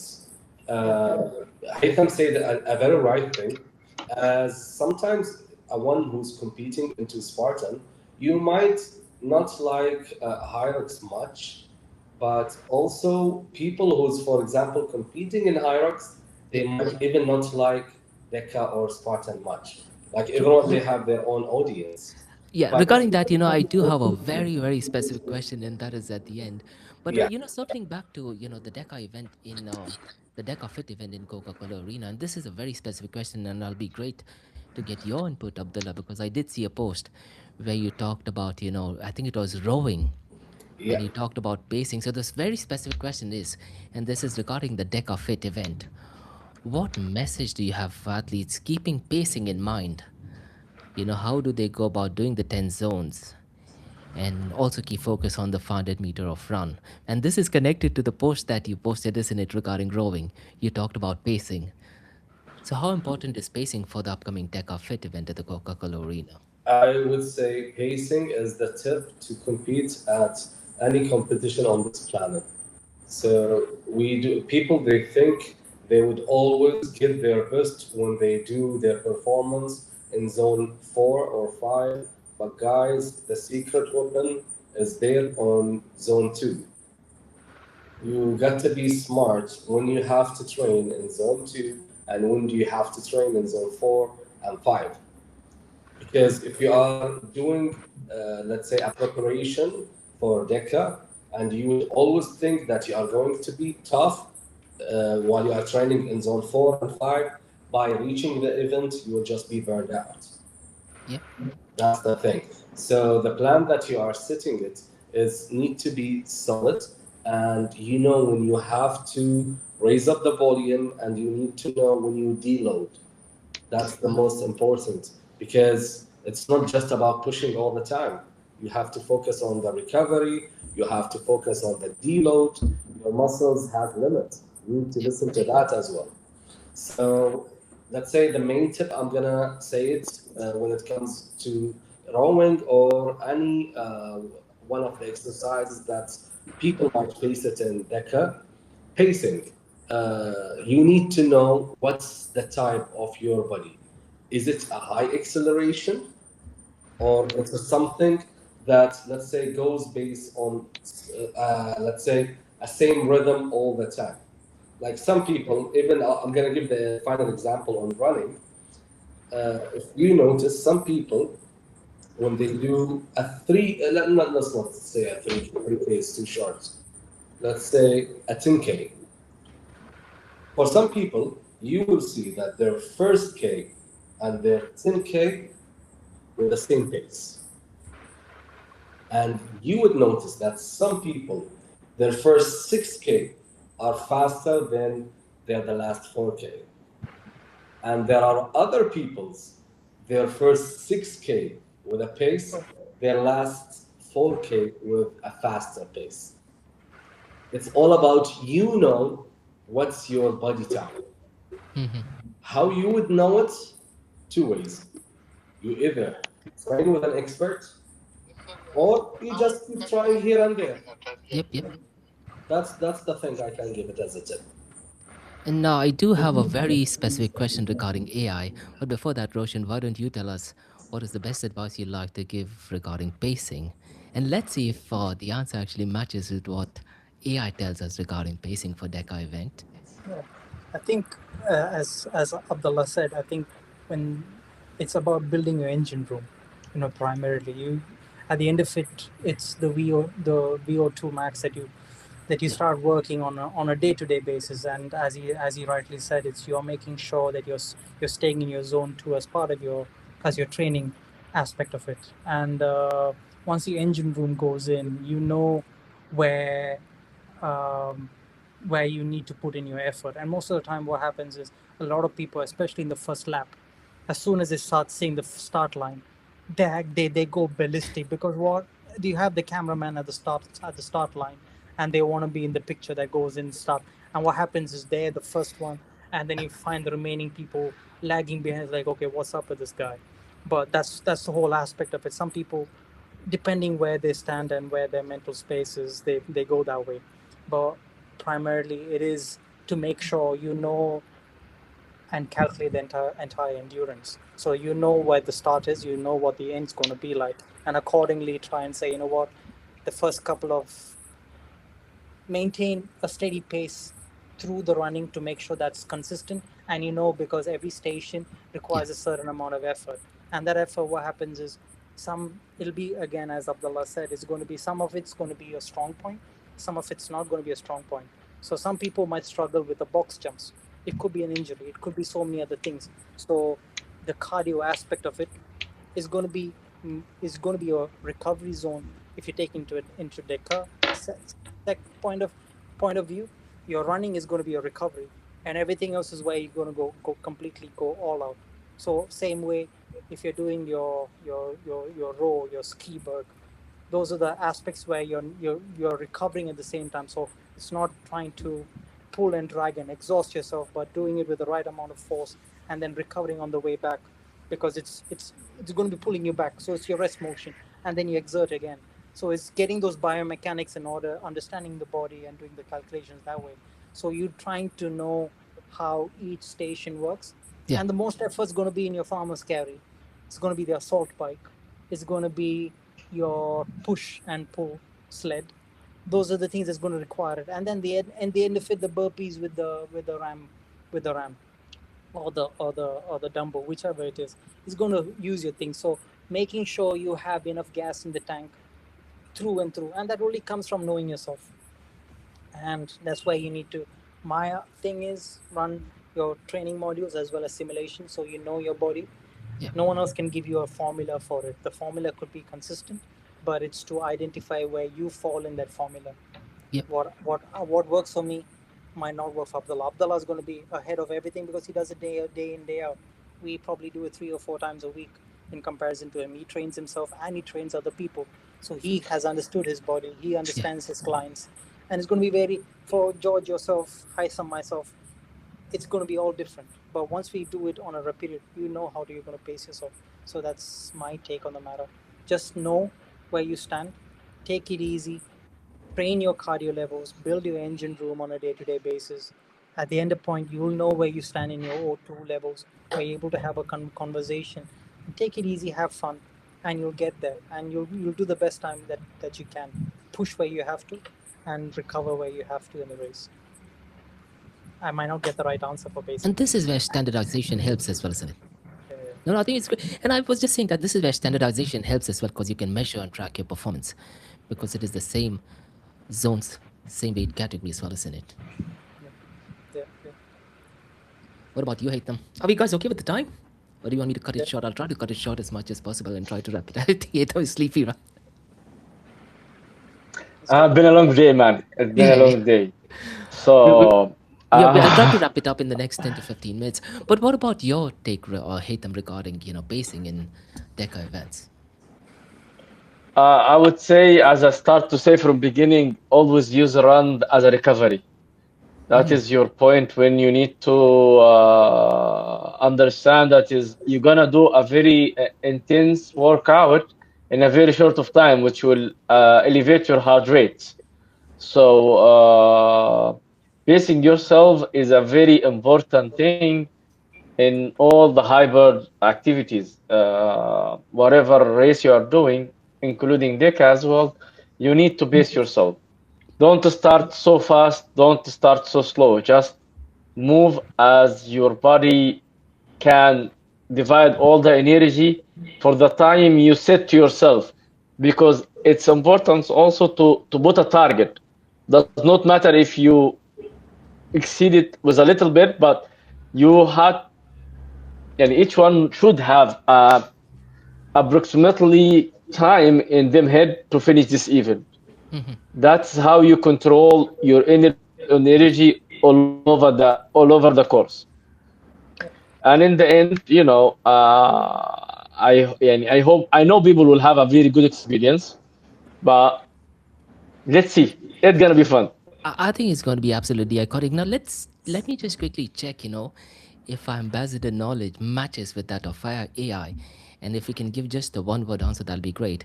There's a guy, I'll try to mention his name in the podcast. He does a lot of scientific study. He does it just for passion, for Hyrox as well as DECA. But let's start with DECA. He found out that there's one particular zone that affects pacing and performance the most. So what they try to do is that particular zone, they try to put it first, second, third, fourth, they switch it in all places. What zone do you think is the most impactful? Do you know the name of the workout?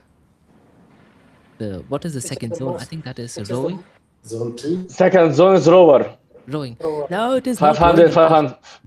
It is not rowing, 500 rowing. unfortunately. Which is the most impactful, I think, is assault bike or the farmer's carry. I thought it would be assault bike because I'm 5'2" and I find it really tough to do. But it's not assault bike. Burpees. No, not burpees. Burpees. It was the ski rig. What happens is, they Really? try to move around the ski rig in all the different parameters. They try to have different simulation. And we're talking about generally. I'm sure someone who's experienced with ski rig, they could easily pass through it. They did the same thing for high rocks. And for high rocks, it was a sledge pull and push. Yeah. I think you're talking about, the aerobic and anaerobic level that goes higher and Yeah. lower. It makes just a difference of just few seconds, but he was talking about elite athletes, and for them, even few seconds makes a massive difference, isn't it? Yeah. Now, let's see, where are we? Now, later on, guys, in this year, we also have a Trifecta event coming up, and it's going to be ridiculously hot. Now, purely from a hydration point of view, I know we talked about electrolytes. What advice you'd like to give to someone who's probably trying to do it for the very first time? Any advice, any hydration bag, or any advice as ambassadors you'd like to suggest to them? Is it just for the hydration or in general? In general, just keeping in mind the weather. I would say if you are listening into this and you are thinking about signing up or not, and you are just waiting for the perfect moment to sign up, you need to understand there is no perfect moment, and you would never be confident before you start at the start line. Your confidence is going to be there once you cross the start line. So don't wait for it and just go and sign up. No, but what about the heat? I mean, what advice you have purely keeping in mind the heat? Because let's say If I'm going to keep it specifically into the heat, there are two things here happening. Some people, they focus on doing their preparation in their comfort zone, which is mainly either doing it outdoor, early morning, or at the night when the heat is the less. I would say something, and I'm going to recall from Roshan, that when you're ever going to train, you need to have a simulation. Keep in mind your simulation, it's not just by the exercises or the obstacles. It's by the same, even the environment. Yeah, true, very true. If you will do your training in a gym and you will just want to face, let's say, a Trifecta later, you will just be crying as a baby. You need to have a simulation from now and then that's literally simulates into the competition itself.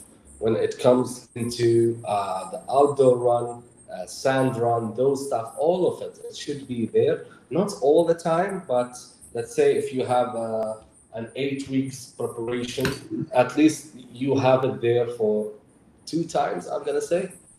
2 times would be more than enough. At least you got the same feeling, the same hype, and you don't panicking at the race day. This is one. When it comes into the hydration itself, if you really did that simulation, you would never need my advice for the race day because you will have the experience from that simulation. And if you didn't have that simulation, I would advise you to stay hydrated all the time. Gels are my secret weapon. I do believe there are some races that I have competed in while I wasn't ready 100%, but I'm running with a short that's full of gels. So that's my secret weapon. What about you guys? I mean, Roshan and Haytham. And after that, we have, I think, 4 more questions, and we'll try to get all of these questions as soon as possible. Yeah. Go, Haytham. Go, Roshan. With me, I start drinking water, I think, a good few days before even the event starts. Like, I make sure I take in at least 3 liters of water per day, making sure you start topping up all your mineral levels, your magnesium, your potassiums, your hydrations. You take your electrolytes, you do your simulations, you do the same things again. You don't just take your gels on the day of the event. While you're doing your simulations, you do the same things. Like when you're doing your gels, there's a timing. This might even not work with the stomach very well. Yeah. Because even then what happens is you need to make sure there's timings for it. Like usually they say 45 minutes in, then you take your first, because it takes maybe 5 to 10 minutes for your body to absorb it and give you your first dose. So they say whatever the distance you've covered, the first 45 minutes to 35 minutes, 35 to 45 minutes, take your first gel. Then further along the way, you do the mathematics, and accordingly you time your entire, depending. Most people, like, I think all four of us here sitting here, we may not take jails in the 10K, but when it comes to the 21K is where we start saying, you know what, the climate's going to take a toll. Yeah. We're going to be losing our electrolytes. We're going to be losing a lot of our minerals. We're going to be losing everything through naturally sweat. And if we do stop for nature's call, it's going to happen, and you're going to lose a lot more. But what happens is you need to make sure that you are not going to be in a deficit or completely negative in your levels. So you need to take necessary supplementation in the due process. And many things work for many of us. So I used to use salt tablets, and a lot of people used to see, and I used to go running around and find someone passed on the ground. I used to throw a tablet in their mouth, and I'm like, Yeah. go ahead. And I used to carry multiple bags of it, and they used to be like, they used to call me Mr. Tabby. I just had this little pouch with only salt tabs, and you go drop in people's mouths. Like, what's this? You don't know, just take it.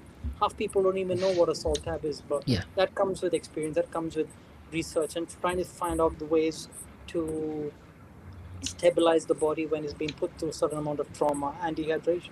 Other thing that I've learned, I think, when we used to run and train with OCR Empire and other members, they used to tell us carry this one, mustard, sachets of mustard. So we used to go into, like, these restaurants and say, you know what, I want a thing from Burger King or something like that. And they're like, why you want mustard?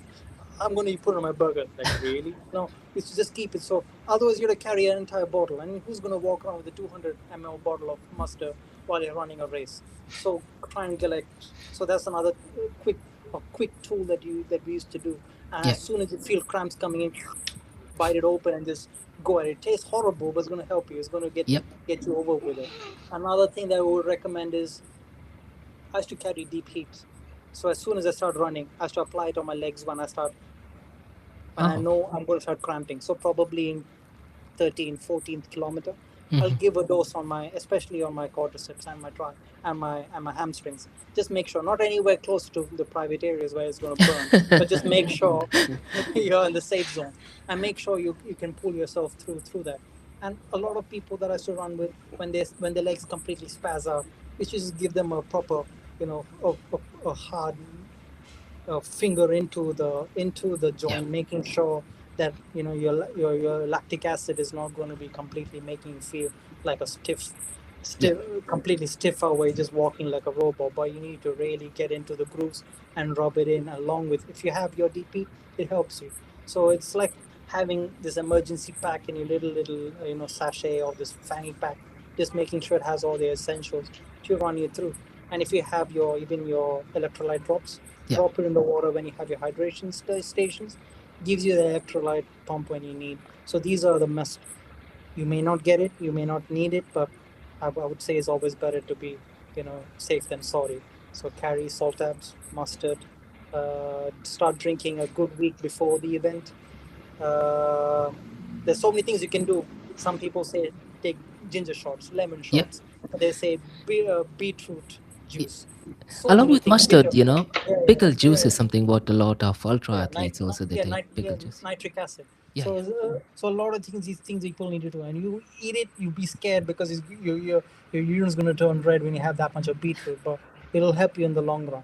But these are things you need to take into consideration when you go into the race, making sure as your nutrition or hydration. These are just precautions, just letting out there, especially considering the Middle East and the terrain that we deal with.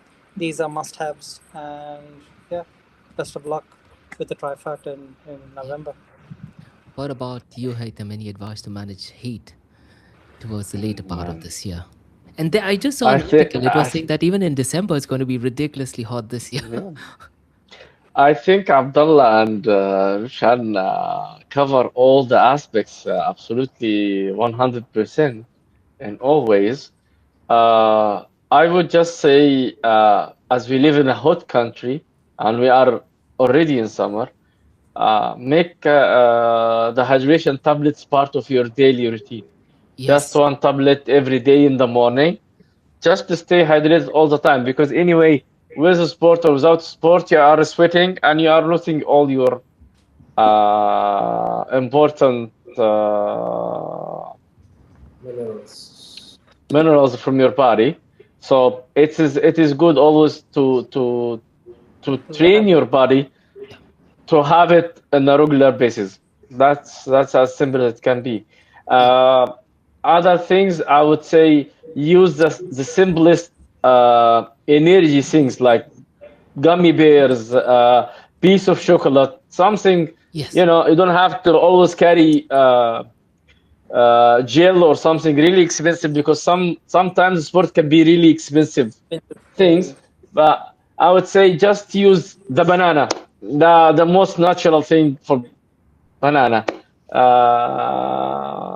Have some chewing salt sticks just with you. You know, you don't have to use it when you need it. Just train your body always to accept it, so you always be ready even if you don't need it. Yeah, that is definitely great. And to the event organizers, maybe if we can have ice cold water at the water station, that would definitely help. I was speaking to one of the colleagues, and she did actually do an ultra, and they were saying that they also give them gels at the water stations in other part. But I believe that is only restricted to ultra events. They give them, as you talked about, gels and even gummy bears at the water stations. That'll be great if Spartan really starts to do that. Now, as ambassadors, do you think Spartan Race should be introducing new obstacles, or would you like to see any old obstacles to make a comeback? Personally, I think it'll be great to have the tire flip, but now we have not seen tire flip in quite some time, isn't it? Yeah. Haven't seen. I'm trying to wonder where was the last one. Was it in Oman? Yeah, that's the last time I believe. I think that's the There last was one time. when Russell came. I think there they had it as well, isn't it? Can't remember. I remember the one in Oman because, there was a lot of firsts. Last time I heard, Even it the was swimming in the Bahrain. water. Even you had to cross through. You had to cross the thing with Yeah. the boat. And you had swimmers in Yeah. the water. So these are things Yeah. that are unique. Yeah, a tire flip. I think the last I remember was in Oman. Maybe Russell Kama. I don't think I did. No, Russell. I'm confused. Russell came. I think they just had super and sprint, and they did have. I think And that was Hurricane Heat. That is the last time. I see. So, are there any obstacles you think, or can you guys think of any obstacles that Spartan Race could possibly introduce, or have an old obstacle to make a comeback? I think the last one. I think the most unique one that we only had once was a Travas rope, wasn't it? We had to, how is it pronounced? You had to get. There was a rope that was hanging, and you're supposed to. I think that is there always at Beast, right? I think that is there for all the Beast events, if I'm not Not mistaken. all the beasts. I think the last I saw it was probably. Was it Liwa? Or before that? It's not been in Watba the last couple of years. I don't believe the. Yeah, I think that is because of the World Championship event, isn't it? Yeah. What about you, Abdullah and Haythem? Is there any obstacle you think? To me, I do believe there are 3 types of obstacles. First is, let's say, the signature ones that must be there all the races. Second and third are related to each other's. The old ones that they don't need to bring it back because of, let's say, a bad experience. And the new ones that need to be surprising in each event. That is also solid advice. Possibly at every new event, come up with a new obstacle, isn't it? That is definitely. Let's say with 15 obstacles, and 11 obstacles are the one that needs to be there as a signature all the time. 4 can be changed in every event. Yep. Like either you bring something from the back, or you do the surprising that no one has any idea about it. You just get the explanation at the point itself. Yep. I think back in the day, they used to also have a memory test for Beast, but I think they've stopped that as well, isn't it? What about you, Haythem? Any recommendation you have for a new obstacle or any old obstacle to make a comeback? I hope they bring back. No, as Roshan said, in our Oman race in 2019, there was the swimming part. Yeah, that was the only race I in the Spartan I see was the swimming part. It's never happened again.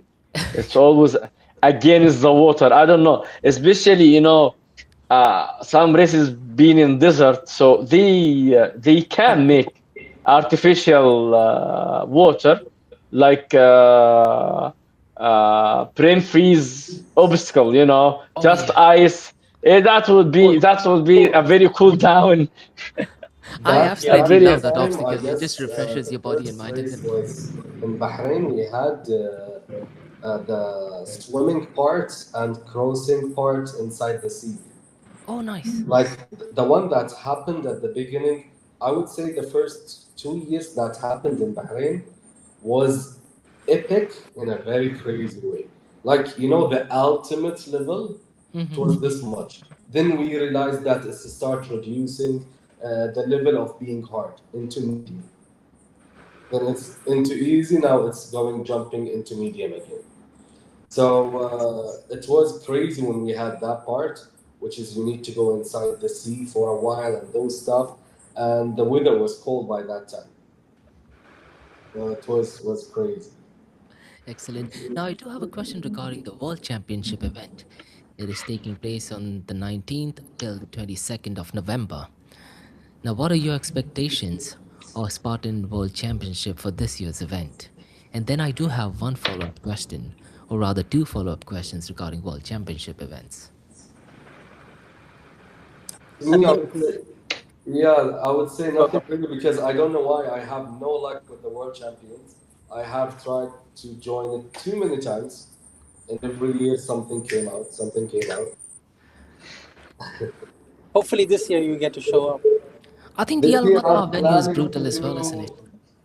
Not I'm as bad as planning to Liwa, though. do a surviving travel in China. Yeah. Shine. Like last year, at the same time of the world champion, I do remember I was in a trip to Portuguese to feed my other side, which is the real side. I'm addicted into adrenaline. So it was all about skydive, those stuff, everything, upsealing and those stuff. So Lovely. if they are going to do an obstacles of upsealing and those stuff, I'm in 100%. What about Roshan and Haytham? What is your expectation from Al Batpa's event? And I think it's going to be ridiculously hot this time, besides the It's chaos. gonna be. It's gonna be. And again, it needs a lot of preparation as Yeah. this event is always not easy. Yeah. And obstacle organizer usually come from USA and outside the country. So they usually brutal, really brutal about the obstacles, and they don't consider how hard it's gonna be for open level. It's mainly for the Elites. athletes and people who come abroad. Yes, it's a good challenge. It's a good experience for open as well. But I would really hope people will be prepared for such event. That's all. Yep, yep, yep. What about you, Roshan? I don't think they'll ever fail to surprise anybody. I think any of the world championships have been top notch. Like I can't say anything else. Like Liwa was a different level, and I think they realized it was really tough, and they can't let everyone do it because I Yeah, think there was a very high percentage of non-completions yeah, and people getting lost because at some point I realized if you took one wrong turn, you were done because you were following some random flag at a distance and you went wrong. But I think further from that, Watba was a lot more manageable, and yeah. ever since I think we've had three at Watba. Four. Four, This, if I'm oh, not mistaken, yeah. so this will be the fifth one, is it? Yeah, they have renewed the contract, if I'm not mistaken. Okay. So either which So ways, probably for the next 3 more years, you might be getting it at Al, but oh, maybe another either which location. ways, they never fail to impress. Like as Haytham really said, you have to be really prepared. Make sure, as for all the hints and all the guides Yeah, that we have said, just make sure you're prepared for it. It's not going to be easy. This people come and have fun for the sprint. The yeah, supers, yeah, it gets a bit more challenging, I think. Uh, but the beast is really going to put you at the test. So yep, yep. always be prepared, and yeah, it's going to be. I I'm gonna really enjoy like it. the race village. I think it's iconic, Yeah. the Yes. vibe and the energy, and just passing to that is really, really great and something really unique. Now, I do have a question regarding the location. If there was a different location for the World Championship in the United Arab Emirates, or possibly even Bahrain, what location do you think is absolutely phenomenal for a world championship event. We can make an argument that Malia has definitely won, isn't it? I think Maliha should What are have. the I think location? that would Can you test. I think? think they would test them. I think they Yeah. would test the elites because I don't. Liwa was different, but I think Watba is another. But Maliha, I think, was something about that guy was slightly. Yeah, And there I were don't know. many Some other part of you locations to died there. mention. Which one? Some parts of us are left behind in Maliha. For What sure. about you I think guys, Haytham and Abdullah? Do you have any location for world Uh, championship events? Any other location? Just the location should be fine. Hatta is Hatta is amazing. brilliant, right? Hatta is amazing. Yep, yep. Hatta, what about any location in Bahrain, Abdullah, you can think of for the next world championship event? To be honest, we had very crazy vacations back in time. For example, when we had the Trifecta, the last Trifecta that happened in Bahrain, I guess, was in the early 2020, just specifically before COVID. That was a very successful event. I think the participants in it were around 3 to 5K. It was a very crazy one. That specific location was a good one. And the first location was another good one. So, no, even the second one. The second one was having it in the 4x4 experience in the at the Formula One. Oh, Yeah. Oh, It was a very crazy. that's. It was a very crazy experience, you know. Mhm. that looks good. It was a very nice one. The uphill, downhill. It's not a natural one. It's made by people and those stuff. So the experience itself, it's totally different. So I would say there are even three locations in my mind that would be very crazy. But even hatta it's crazy.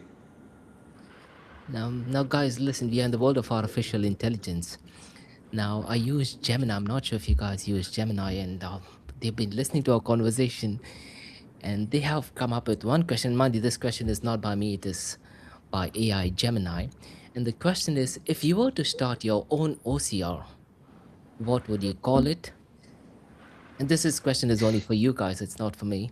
So, if you were to start your own individual OCR, what would you call it? If you can just shout out the name, that'd be great. I do have my own already. What is it? Let's come up with a new one. It's TFG, the Force Games. We have done it multiple times here in Bahrain. Mhm. The last one was here in February. We had 3 world champions. They joined us from France, and we had people from UAE, Kuwait. Was a very nice one. And what's special about it? It's not just an OCR race. It's a hygiene race to be hybrid between having something mixed between an OCR and functional training. Excellent. So, and mainly there is an idea behind the name, the Force Games. It can goes into the things that you are interested in.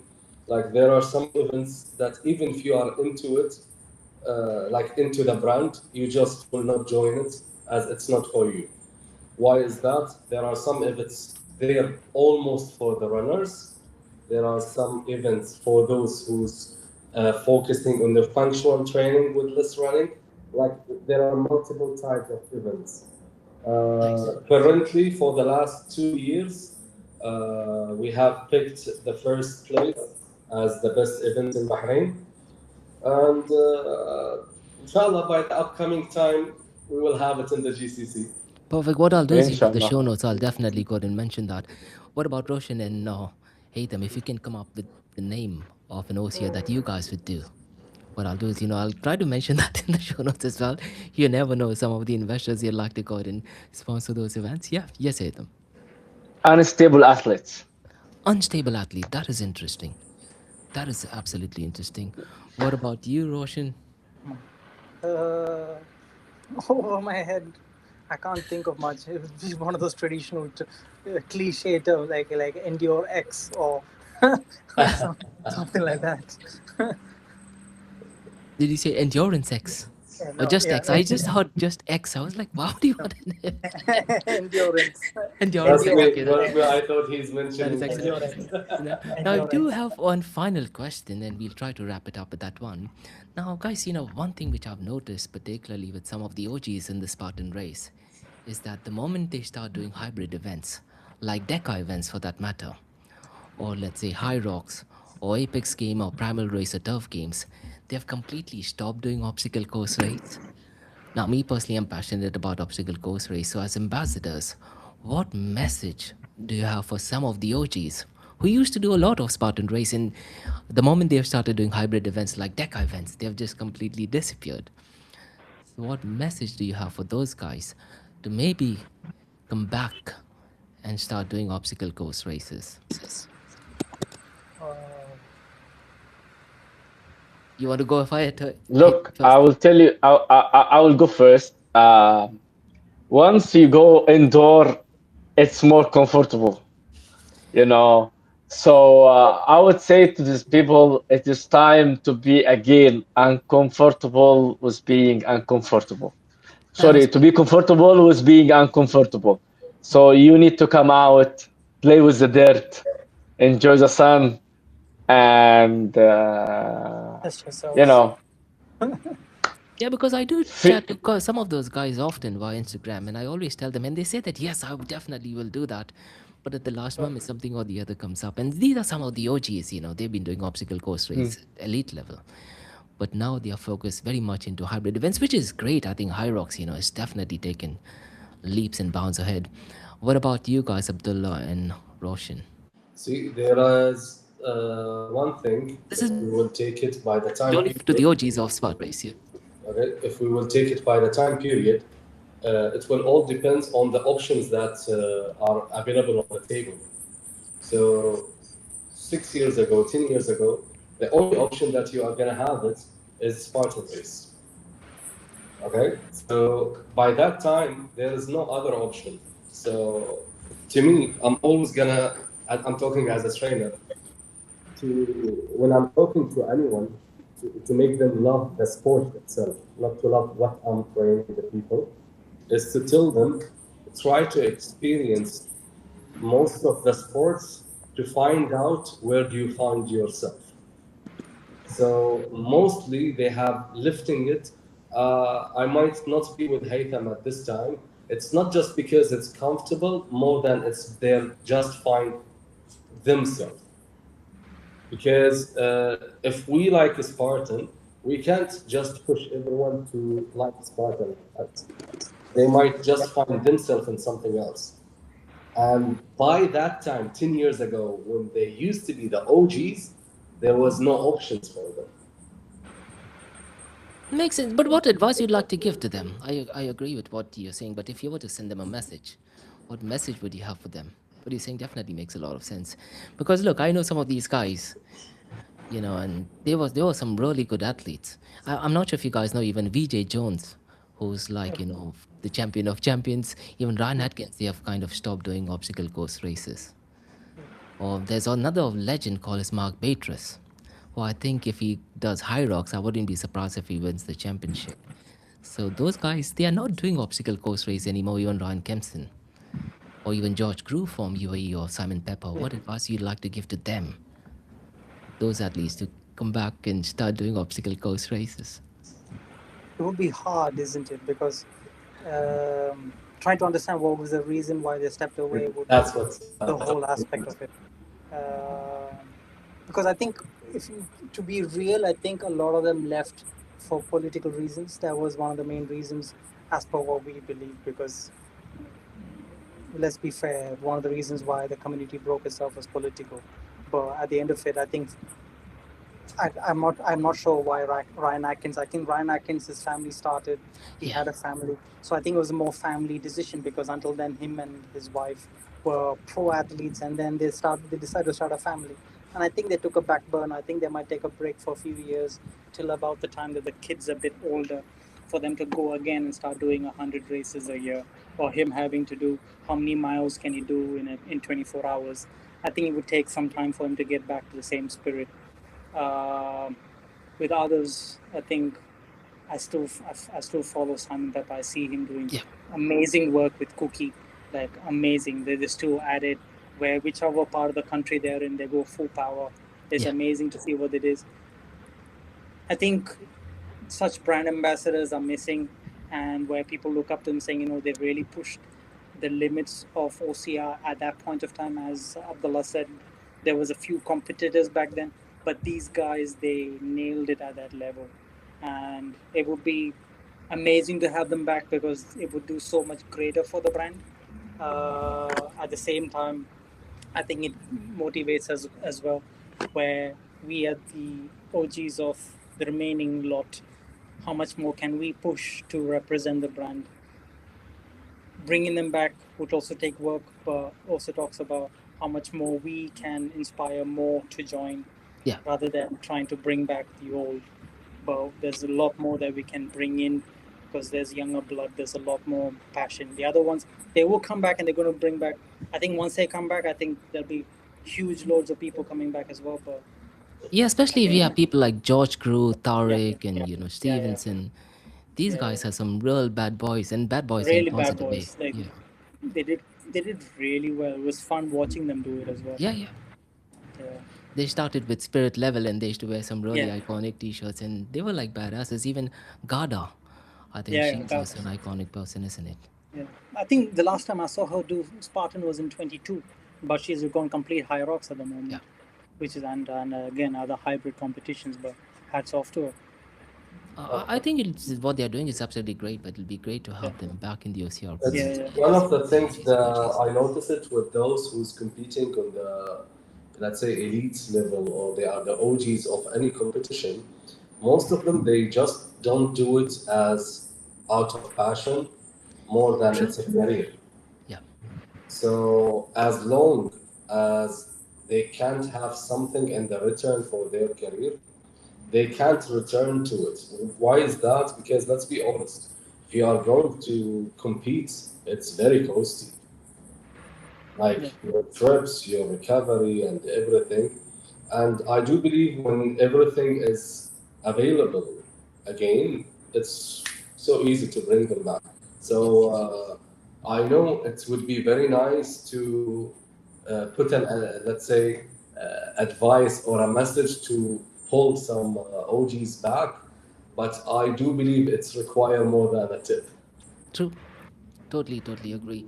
What about the final word for Haytham? Any final message for them? I think you're connected to some of the OGs. It would be great to have Rob from Extreme Endurance back in this as well, isn't it? I would love to, but he's officially retired. Ah, I see. uh, he'd been having some injuries, but as Abdullah and Roshan said, for most of the OGs, this is a career path because for coaches, sometimes they follow where is the wave goes, to follow the trend, as they say nowadays. But for sure, I would love to see some old people like Gada and Rob and these guys on the course one more time. Maybe we just make one event for OGs, like one final run Yeah. together, something. Yeah, that'd be a great Something. idea. I like that idea. I You, think that is definitely great. VJ Jones was planning to do something similar. It'll be great, if you have that. Well, thank you so much, guys. It was definitely thank you, man. great. Really appreciate it, and do apologize. It did actually go much longer than expected. Thank you so much, and definitely Thank you, George.